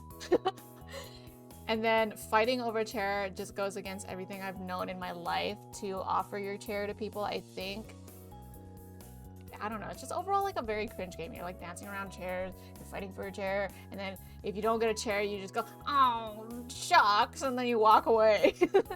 It's kind of like bowling. I also hate bowling, you know, like when you throw the bowling ball or whatever, then you like awkwardly walk back to your seat. It's just like such a weird activity that it's just weird and awkward, and I hate it. Don't invite me bowling, and don't make me play musical chairs. I swear to God, if we're about to play musical chairs, I am leaving this birthday party. I have pretty much the exact same thoughts on musical chairs. Yeah, no, musical chairs is so dumb. I don't know what other party, like, games there are. There's, like, I don't know. Yeah, I'm just not into it. It's a silly game. I never liked it as a kid. Even as a kid. Oh, another game that I hated as a kid was Duck Duck Goose. Again, all the attention was on you. Hated that. Someone would like pick you, then your anxiety just goes through the roof, and then you have to fucking race the kid, and everyone's just watching you to see if you fail. It's just a no. It's just a no for me. Fuck you, musical chairs, and fuck you, Duck Duck Goose. And I bet you we're about to play these games right now. I swear to God. Anyways, you saw a picture of a donkey hung on a tree. Okay, it's pin the tail on the donkey. I'm okay with pin the tail on the donkey. I'm okay with that. For some reason, that attention is fine because like everyone's expected to fail. I've never done a piñata before. But I've never done a piñata before, but I feel like I would be okay with a piñata, maybe. Again, because you're blindfolded, so you kind of expect everyone to look like fools, so it's okay. Duck Duck Goose, I did get anxious about the implications of people's choices. Yeah, terrible game. I will never make my kids play that game. Piñata looks so fun. I never got to do it either. What the F word? I'm so doing that for my kid. Maybe it's dangerous? I don't know. I never got to do it. Fuck it, my 33rd birthday coming up. I'm gonna have a piñata.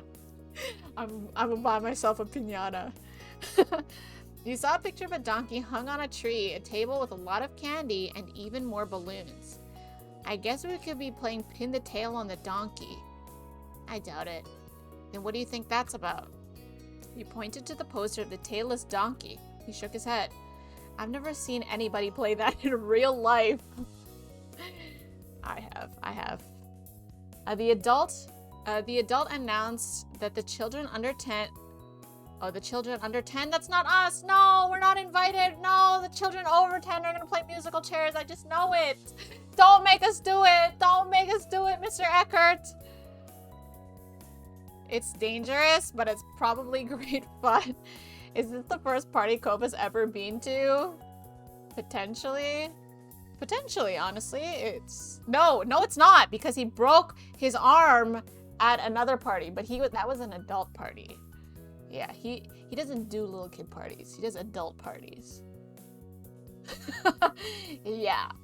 You don't be going to no pin the tail on the donkey parties. He goes to cocktail parties with mom and dad with skidoos. Yeah. Oh, man. Okay, the adult announced that the children under 10 had the first turn on the bounce house. Oh, wait, the bounce house. For everyone else, it was time to play pin the tail. Okay, I guess we are playing this.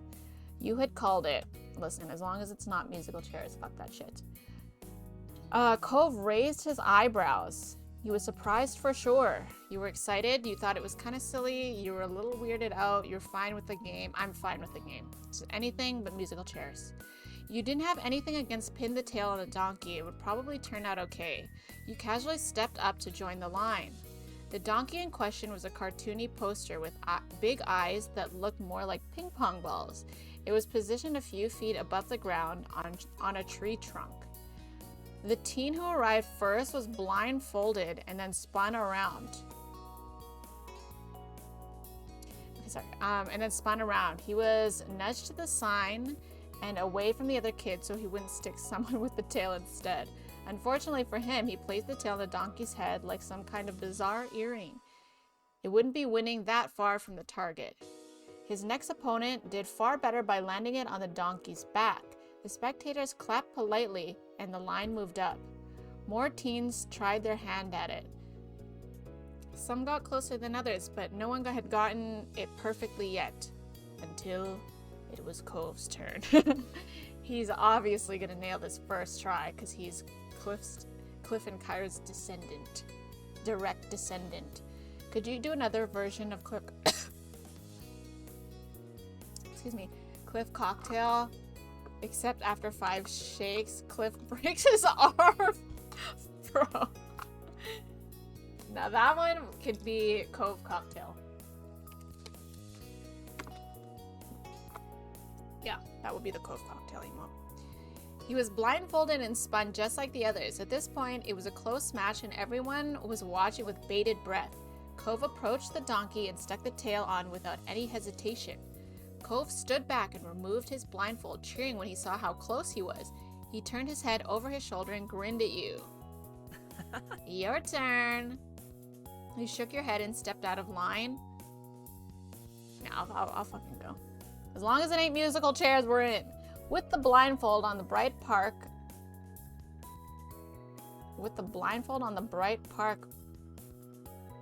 Oh, the bright park became utterly dark.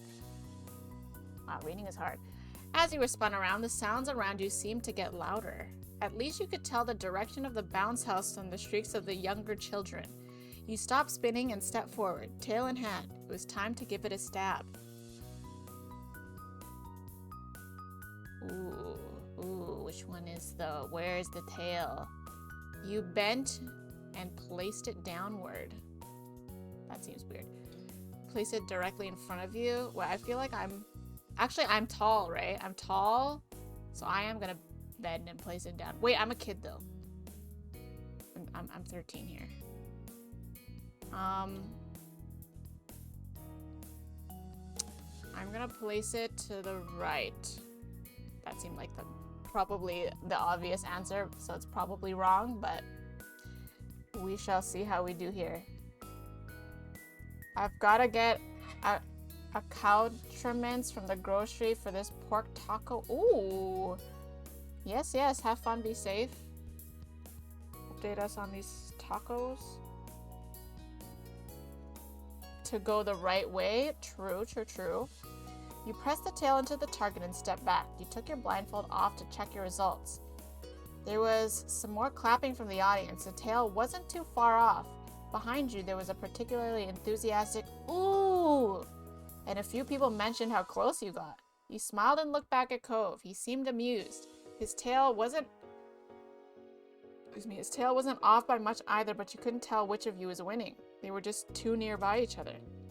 A few kids took their turn. One girl managed to somehow pin the tail on the opposite side of the tree.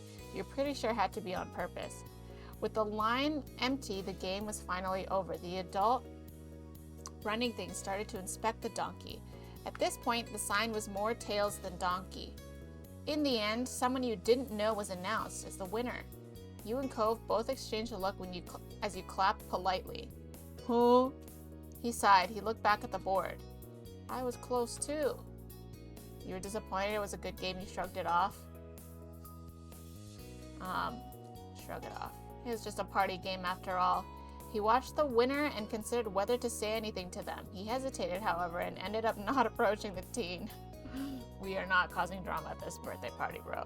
An older teen walked up, tall enough to tower over you and Cove. You felt a little intimidated by the stern-faced teenager until she started to speak. Oh, maybe this is Terry. Her voice was low but friendlier, and her tough frown then her tough frown would suggest. Teen. Okay, maybe not, just teen. Hi, I'm handing out party favors. Do you want one? She showed you, this has got to be Terry though, right? She showed you party hats. She insisted they were the key to a true partying mood. She had two options, either a colorful headband with two tiny party hats arranged almost like ears, or a tiara with a star on it. They were both very festive. It's okay. No thanks. You knew the teen hadn't actually glared at him. Her default facial expression just seemed grim. You wanted one of the headbands, you picked a crown. I'll take a crown. I think it'll look pretty on me. You pointed to the crown and the teenager passed it over to you with the solemnness of crowning a monarch. And then you encouraged Cove. I'll encourage him. You held a pink headband hat in one hand and a crown in the other. You tried to imagine what they'd look like on Cove. You really should try it, it'd be great. Cove looked back at the hats and then at you. With a sigh, he grabbed hold of one. The teen with the hats clapped as much as she could with all the hats in her hands. The unknown teenager nodded approvingly at you both and went to pass out hats to more people. You put the party hat on your head with a smile and it fit well. It was surprisingly comfortable. It really completes your look. When did you get so fashionable? Right, it's me, Cove. He smirked and you adjusted your new accessory. I'm a party animal now. It does look good on me, thanks. I don't know why I'm doing this. It does look, I don't know why I'm doing this. Well, don't ask me.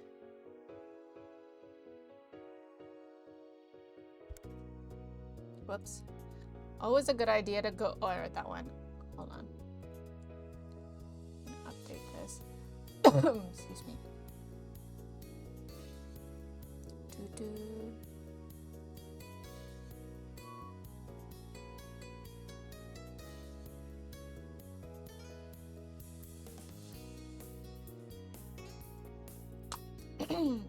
Man, those popcorn make my throat really itchy. But I do love popcorn.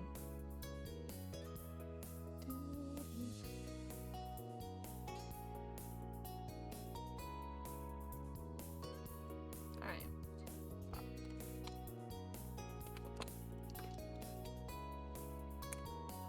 Worth it? Yeah. I think I'll have the rest during Ghibli movie night, which is starting in an hour-ish.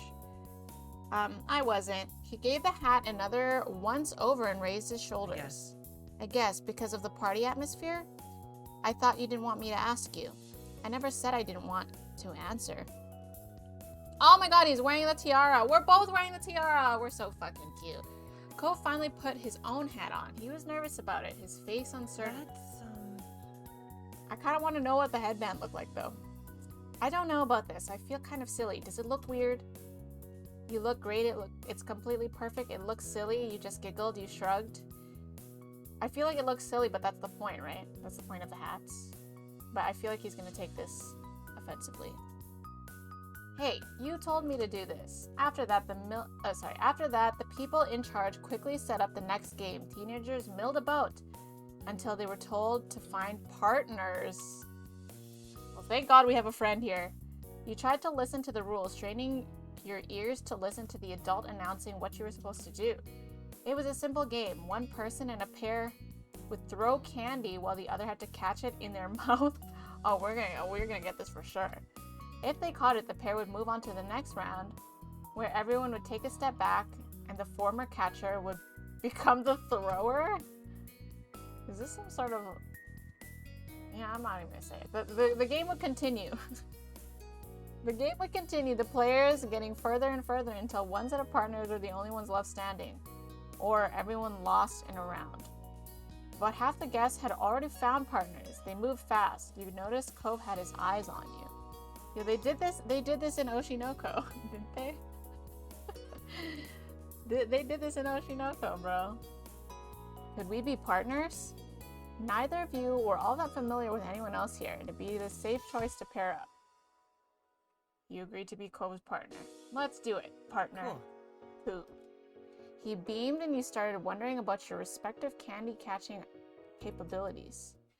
2 rows of players facing each other formed. Cove tilted his head towards them and you started to head over. You both lined up directly in front of each other. It took a while to pass out the candy. You were handed a small bag of gummies that smelled strongly fruity. You noticed Cove took it upon himself to do a taste test of a red one across from you. And they're not that bad. You should have waited. You tried one for yourself. Fuck it, I'm gonna eat. I don't care about winning. You ended up grabbing a purple gummy. It was sweet, and you guessed it was supposed to be grape flavored, but it mostly was just really sugary. That sounds about right. And then it was time to begin. There he goes with that wavy mouth. Cove's row was set to throw first. He smiled nervously, his eyes wide with seriousness. You grinned, and Cove's smile looked more genuine and less filled with tenseness. The game was on. The adult in charge shouted for throwers to go. You and Cove were only a couple feet away from each other. With Cove's careful toss, you caught the candy easily. Like you, most of the other players moved on to the next round. There were a few gaps in the rows as everyone took a step back. The round was harder with pairs further apart, but not overly so. It could be done if both partners tried. You did your best as you tossed it. You had fun, but still tried. You threw the candy without a care. I am trying my best here. You're gamers. You carefully plucked a gummy from the bag and felt the weight. You shifted it in your hand a couple times for practice, and then you told Cove you were ready. You went for an underhand throw, careful to aim for Cove's mouth. The blue candy arced and landed perfectly in Cove's mouth. So athletic. He chewed it twice and then smiled widely. You could tell Cove was genuinely pleased to make it through another round. You were happy as well. The next round began and you took another step back. Cove was even further away now than he made it, but he made an okay sign. He was in this to win it. Alright, we got a gamer here. Princess Cove, hi Mexican! Yeah, he went for the tiara. I'm also wearing a tiara. BRB, sounds good, Tulip. Around you, the once packed row of players had thinned out some. You wondered how many rounds everyone had left in them. Cove swung his arm and made eye contact with you. You nodded, and the green candy flew towards you. You tried your best to catch it. You casually tried to catch the candy. You refused to... I'm trying to catch... If you refuse to have a green candy in your mouth, I do hate green candies, but I'm still going to try my best. You followed the arc of the candy and opened your mouth wide. It had been a slight spin on it. You tilted your head to the left to compensate. You bit down on the candy, grinning with your victorious catch. It tasted sweet and vaguely like a Slurpee. I like Slurpees. Yeah, Nikki! Cove was thrilled. He was entirely invested in the game at this point. You and Cove were still in the game. You knew this was the final round. Only a few pairs were still left. Cove was determined to win. You could see it in the clench of his jaw, the careful way he watched you. You were charmed by his attitude. You equally wanted to win. You didn't want to let him down. You felt this was kind of funny, or you thought this was kind of... I do think this is funny, but okay, I would also feel the pressure, but we trying to win. We're trying to win. Caught it with the teeth. In-game Nikki's hot dogging. How's it going, my cool cats and kittens? Are you oh my god, what's her name? What is that lady's name? The Tiger King lady that the Tiger King lady that he hates. Also, it is going good. How are you doing, Mexican? How's your Monday so far? You made it this far. It was time to go all the way. You looked around at your remaining competitors and prepared yourself. Cove gave you a firm grin and prepared to throw. Your fingers grabbed an orange gummy from the bag. Wait, I thought he was throwing. Oh, and you prepared to throw. Okay. Okay, I grabbed the orange gummy. It felt solid in your grasp, even if your hand was starting to get sticky from touching all the sugary sweets. Cove leaned his face towards you and bent his knees, ready to catch. The time came. You looked at the candy and then Cove. You tried your best. We are trying our best the whole way. We're winning something. Queen Elizabeth II. Yes, Carol Baskins. That's the one. Is that how you spell Carol? For Carol Baskins? That's Carol with a K from Fire Emblem. But yeah, he probably also hates Queen Elizabeth II. Who knows? Cove followed the candy with his eyes. Your throw unfortunately spun out to the side. It looked like a loss was on the horizon. No, not on Cove's watch. A wide grin spread on his face as Cove victoriously chomped down on the candy. Yes! Along with a cheer, he jumped up in excitement and pumped one arm. You looked at your left and then your right. You see the few remaining pairs walking away, commiserating over their losses. With some shock, you realize that you and Cove were the only ones who made it that round. You what? You watched the moment Cove clicked into the same realization. His face brightened like sunshine and he jogged over to close the distance between you. You stepped closer to meet him halfway. High five. An arm. Where's the butt slap? Isn't that the guy thing? The victory guy thing? You give him the butt slap? Tell me that's not the guy victory gesture. Love always wins. True. Nudged him. I guess you could nudge him on the butt. We could ruffle his hair. I feel like high five has got to be the way, right? That's the move. The butt slap is not the guy victory gesture. What do you mean? I thought, well, when do you butt slap? When do guys butt slap in sports? I see them doing it all the fucking time. You put your hand up and Cove high-fived you with a satisfying smack. You'd won this together. He giddily stomped his feet in place in front of you as though he couldn't contain his energy. We did it! And then he wrapped an arm around your neck, pulling you closer into a celebratory side hug. You adjusted the hat that had nearly fallen off throughout the event. Nice catch, woo! We demolished the competition. Nice catch. Nice throw! The game runner strolled over and merrily gave you both a bunch more candy on top of letting you keep the gummy bags. It was quite the collection. With the candy toss over, you were going to need something else to do. You didn't have to wait long. You heard someone in the crowd shout that the bounce house was officially open for the older kids. You and Cove shared a look. Cove smiled at you, Cove smiled and you knew you wanted it. It's bounce. This is a weird chapter. You both, we even get a bounce house POV. What the F word?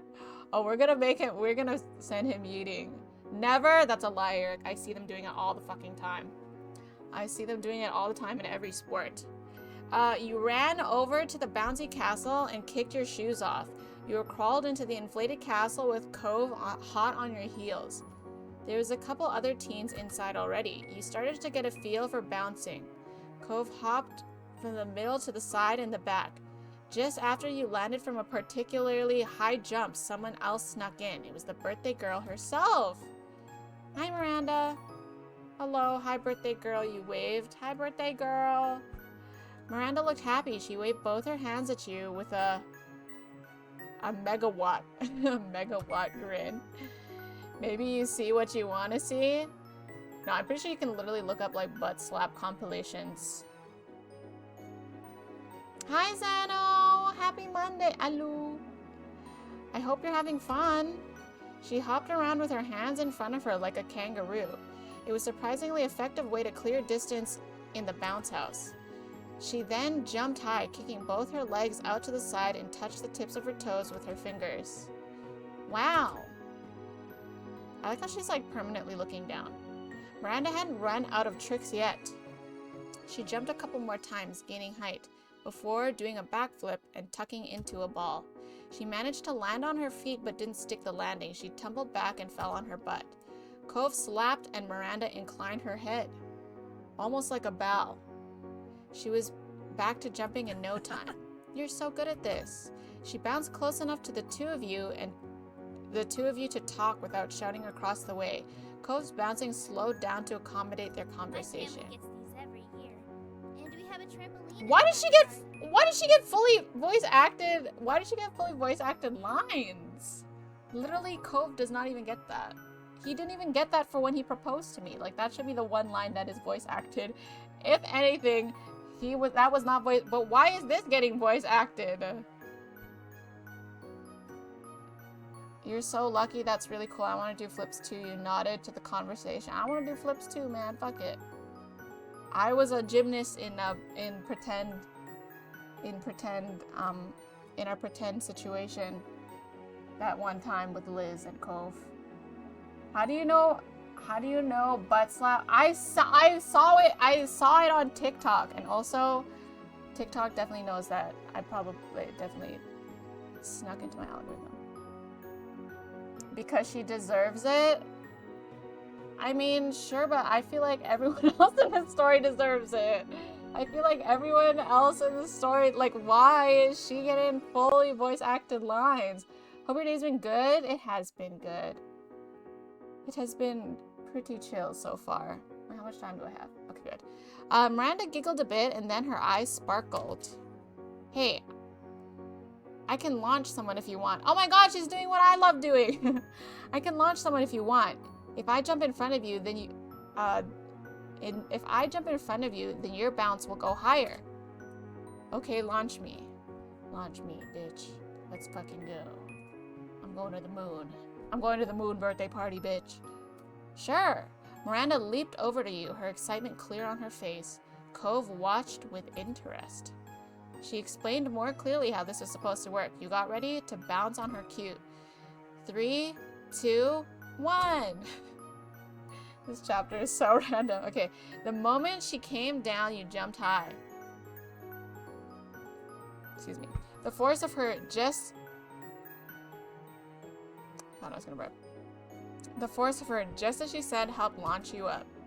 The air rushed past your face and you were coming back down. Your feet hit the bounce house hard enough to help launch Miranda up a little as well. She giggled some more and two of you took turns bouncing each other up. Cove clapped or offered suggestions, but it was becoming clear that he wanted a turn too. Miranda invited him to join and tried to synchronize your bounces to launch Cove up super high. The first time resulted into everyone crashing down into a pile of laughs. By the 5th attempt, Cove managed to catch some serious airtime. Man's going to his moon birthday party.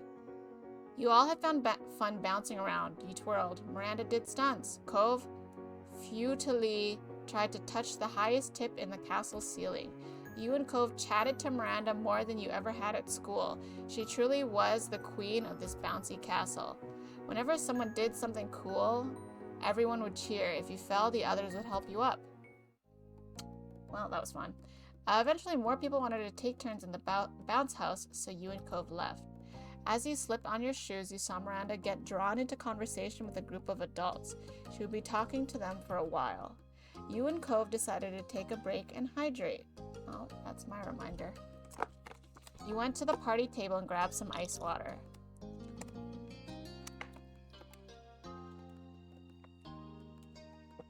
Ice water sounds kind of good. Cove handed you a party noisemaker he'd picked up from the same table. He blew it on his and it made a funny sound when it unrolled. Do people still use these? Cove downed his drink in a couple of gulps. Goddamn. He had gotten pretty into the bouncing after all. You were still sipping on your water when Cove blew on his noisemaker. Again, then again, and again. It was almost a tune. You don't recognize any particular melody, but a noisemaker also isn't an instrument. The noise cut through the hum of the other party guests, loud and noticeable. You asked Cove to stop. You started blowing your own noisemaker. You blew your noisemaker back at Cove. Fuck it, I'm gonna blow mine too. You put your noisemaker up to your lips and started making your own noise. Cove turned to face you and blew the paper of his noisemaker at you. It was a hair's breadth away from touching you. Oh, great. You people again. What? Don't tell me Jeremy was invited here. Are you kidding? Someone vague... And why does he get voice acted lines? What the fuck is happening? Someone vaguely familiar shouted at you, and you snapped your head to the side. Cove's noisemaker dropped from his mouth. The speaker stepped up, and there was no doubt. Oh my god, it's fucking Jeremy.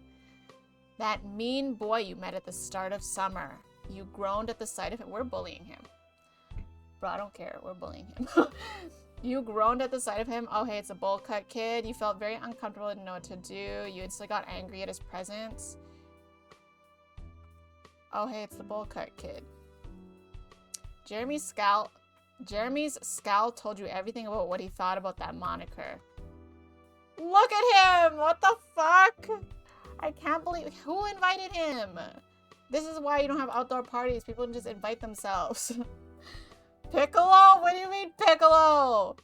Don't be disrespecting Piccolo by comparing him to Jeremy, man. No, no, no. Bro, what the F word?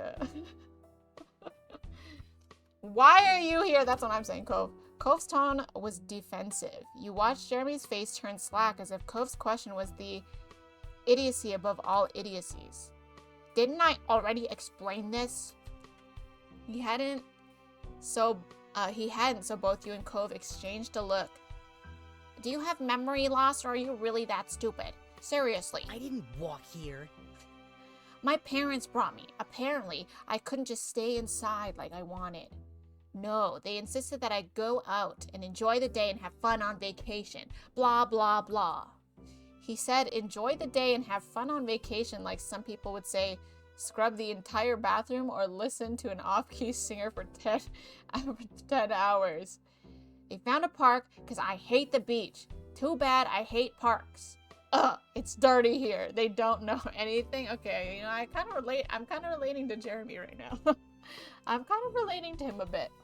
Oh, and then they saw this stupid party and they decided to bother some adults by asking what was going on. They think maybe we could be included. It's moronic.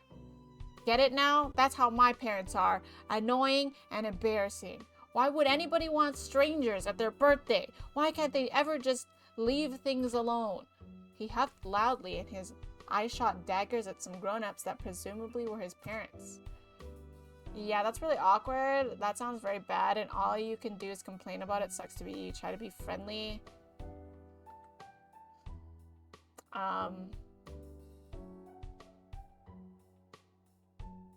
You didn't try to bother. I guess this is the meanest thing I can do. You didn't bother trying to respond to that mess of a rant. This is not your problem, and you wanted to keep it that way. Jeremy's eyes slipped away from you to take in the rest of the park for a bit. It was a little awkward. It was possible he didn't know what to do, but then he spoke again. So dumb. How can people really go around in those embarrassing party hats? Hey, it's a tiara, and you could use one. Namekians are well known for hating birthday parties. You know, I could see that. Do they think it's fun or something? How could a human being be so dumb? It's just nice.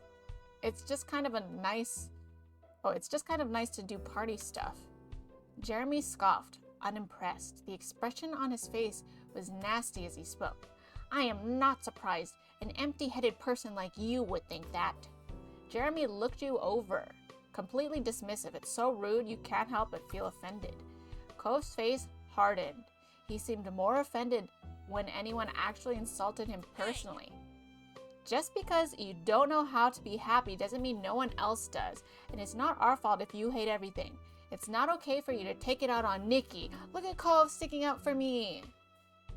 He isn't doing anything wrong. You are. Okay, got him. Jeremy seemed unfazed by Cove's defense and sniffed. Nikki can humiliate himself on his own. He doesn't need you to step in and do it for him. You poured your drink on Jeremy. Oh, do I want to do this to Miranda's birthday? You pushed Jeremy. You punched Jeremy in the face. Oh, I want to so bad, but it's Miranda's birthday. Oh my god, you drowned out his words with your noisemaker. Real Housewives Sunset Bird. You stood still, shocked. I think I'm gonna drown out his words with the noisemaker, but I also want to see what happens if I punch Jeremy. You landed a solid punch to his nose. He shrieked and backed away, clutching his face. He glared furiously at you. You really are crazy. You're a dick. You're ruining someone's birthday. Do I just stick with the punch? Fuck it, I punched him. I'm gonna find your parents and tell them what's going on. Don't say anything like that ever again. You laughed at his reaction. Don't say that ever again. The Zoldycks don't take prisoners. This is true, we are a Zoldyck. You're a dick. People were starting to watch what was going on. Your argument wasn't exactly quiet at this point. Why don't you leave us alone if we're so awful? Jeremy glared even more and huffed. Dumbasses. Ain't no way. Talking to you is pointless, dumbasses. He stalked off like the last time you saw him, muttering under his breath. Cove sighed in relief after Jeremy was gone. He relaxed, but only for a moment. He noticed just how much attention you'd drawn from the other guests. Luckily, it hadn't gone on long enough to get a real crowd. A concerned adult in a blue button-up shirt approached you and asked what that was and if everyone was all right. Hey. I was gonna go back and take the noisemaker route, but fuck it, I'm gonna stick with my punch. Beat up the little kid. Yo, fuck that little kid. What the hell? Cove looked at you cautiously, asking just as much as the adults if you were okay. Everything's fine now. You don't have to worry about us. The concerned adult lingered for a few seconds but nodded and left you alone. The Jeremy fiasco was officially over. Am I grounded or my mom's gonna find out? Cove rubbed his eyes, clearly ready to pull all that nonsense behind him. Then he started laughing. It was a surprise laugh, breaking out of his chest without any actual joy. It was nervous and disbelieving, and all the complex emotions brought about by one meeting with Jeremy. I can't believe it. He spoke in fits and starts. I can't believe you actually punched him. You swore at him. I did? I called him a dick. I guess that's kind of a swear word. Your moms are going to make you call Jeremy's parents and let them punch you in the nose. I feel like they are. I know you're saying that as a joke, but I feel like they are. Cove needs a hug. Is that an option? You shrugged. He deserved it. You felt a little bad. You were still mad at what happened. Do you think it was too much? He deserved it. You can't just say things and get away with it. Cove nodded to himself and then continued speaking. I wouldn't want someone to do it to me, but it's not like I can blame you. He was treating us so bad for no reason. I'm pretty sure he'll be okay. I bet it won't even change anything for him. Cove paused and shyly twisted his fingers together. Then, in a quieter voice, he spoke. If you're bad for doing it, I'm bad too, because I kind of liked watching you do it, Nikki. Oh? He became bashful, barely able to meet your eyes as he smiled shyly. But only because he deserved it. I wouldn't want that to happen to someone out of nowhere or anything. You felt flattered. You laughed happily over Cove's admission. You agreed it was really satisfying. You also felt bashful. You weren't shy. I agree, it was very satisfying. Do you want to tell your moms about Jeremy, I mean? Are you gonna say, oh, are we gonna rat ourselves out? Are you gonna say what you did back at him? They'd probably be nice about it. And maybe they'd know how to handle someone like him. Cove bit his lip in thought. I'm not gonna tell them anything if you don't. Thanks for asking. We'll keep this between me and Cove. They don't know about that time I bullied him at the park as well. I also did bully Jeremy that one time at the park. Yeah. The moms don't have to know.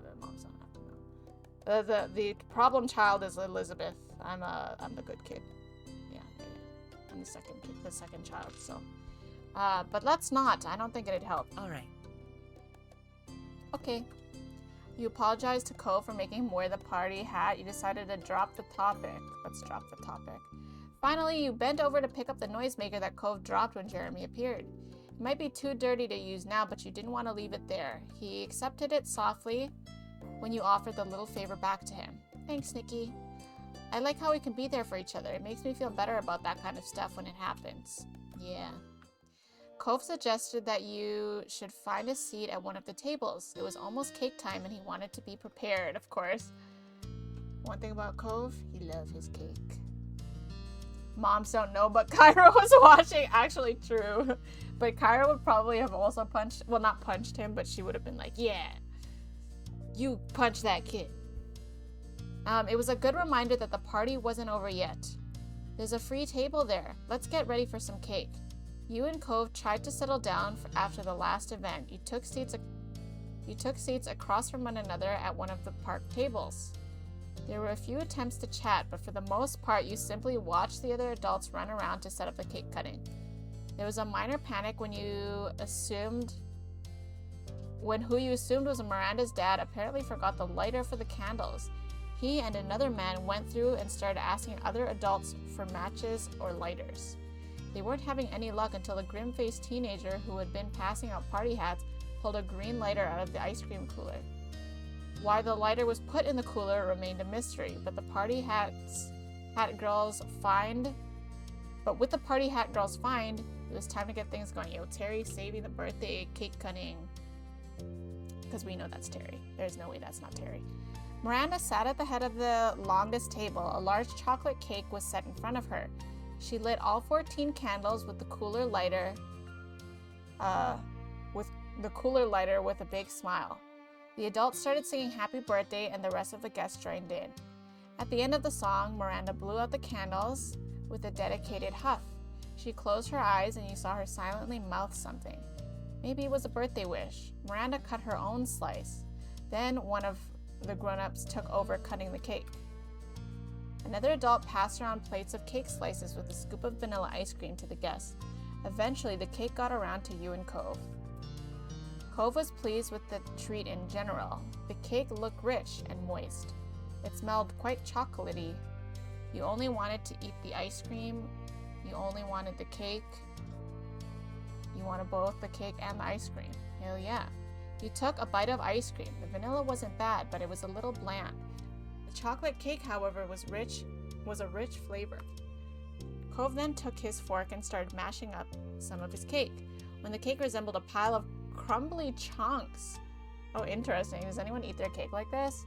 He started mixing it into the ice cream. The melted parts of the ice cream made a kind of chocolatey cake soup. Okay, I would not mix it in the ice cream, but I do like I'm interested in the idea of crumbling your cake, because it's kind of like a cake pop, but I would not mix it into the ice cream. That was a bit weird. I've never even heard of eating cake like this. Me either, but it's an interesting thought. I would definitely not mix it with the ice cream. I would still keep those separate. You raised your eyebrow, you told him you'd do the same thing, you thought it looked gross. I've never done that, but I want to. Yeah, I would try it. How does it taste? Really good, but it's better with brownies. He grinned and took a bite of his own mix. Cove contentedly chowed down on his concoction. One advantage to his mix is that the ice cream seemed to catch most of the crumbs that would usually fall from eating a cake. Can't let a crumb go to waste. Unlike some of the kids around him, Cove's shirt remained clean. You started eating your dessert in earnest. You joined yourself plenty. Miranda then started to open her gifts. She systematically attacked the mountain of presents like a pro. She checked for any cards and read them loudly before opening a gift. She smiled at every present, including the ones you and Cove got her. You were glad the presents were accepted. It took time, but eventually Miranda got through all the gifts. She was very sweet and polite throughout it all. We love a polite queen. The party went until the sun began to set. By that point, most of everything had settled down and people had begun to leave. Any of the guests whose parents had stayed for the party were already gone, except for Miranda's family. Only a few kids still waiting for their parents to come get them remained, you and Cove included. I wonder who's picking us up. Miranda's family were cleaning up, and as a guest, neither you nor Cove were supposed to help with that. Instead, you both decided to take it easy in the bouncy castle. It's somewhere out of the way where you could casually wait for your ride. Miranda had also elected to hang out with you. You weren't even bouncing anymore. Cove laid on his side with his back to a wall, and Miranda sat across from him with her legs stretched out. You also made yourself comfortable. It was nice and warm in the little building. It also felt like you had some privacy, which was nice. You could all speak openly there. Thanks for coming. She looked down but continued shyly. It's been really cool to get to hang out with you a little bit. Hey, thanks for letting me come. I didn't think I'd be invited. Thanks for me too. Yeah, I wasn't expecting it. I'm happy I could come. Miranda just smiled a little more. So, did you notice anything happening earlier with some people you don't know showing up? Anyone getting punched? Anything like that? She had to think about the question a little. It was apparent that she didn't have an encounter with Jeremy since there was no instant recognition. I heard about something. Some of their parents were talking about my parents when their kid came and forced them to leave the park. She tilted her head to the side, finding it weird, but also not important. Then everyone had cake and ice cream. Yeah, that was a good time. Cove smiled uncomfortably. That's good. He was clearly worried that the Jeremy confrontation could have gotten to her. Luckily, it didn't seem that anyone had overheard or passed along Jeremy's cruel words. Cove rolled over on his back and sighed contentedly. Miranda seemed confused but wasn't going to push. You got up and started bouncing again. You laid back and closed your eyes to rest. We close our eyes. This would be very exhausting. The air-filled floor was comfy, and when you listened, you could feel the vibrations of the blower keeping the bounce house up. The silence stretched between everyone, and you opened your eyes to take a peek at the others. Cove was still relaxing, but Miranda was looking between you two looking confused. You smiled to yourself and closed your eyes once more. You spent the rest of the time content and dozing until it was time to go home. At the end of the day, you thought it had been quite the party. Oh. I thought we would have at least had the car ride home or something. Step 2.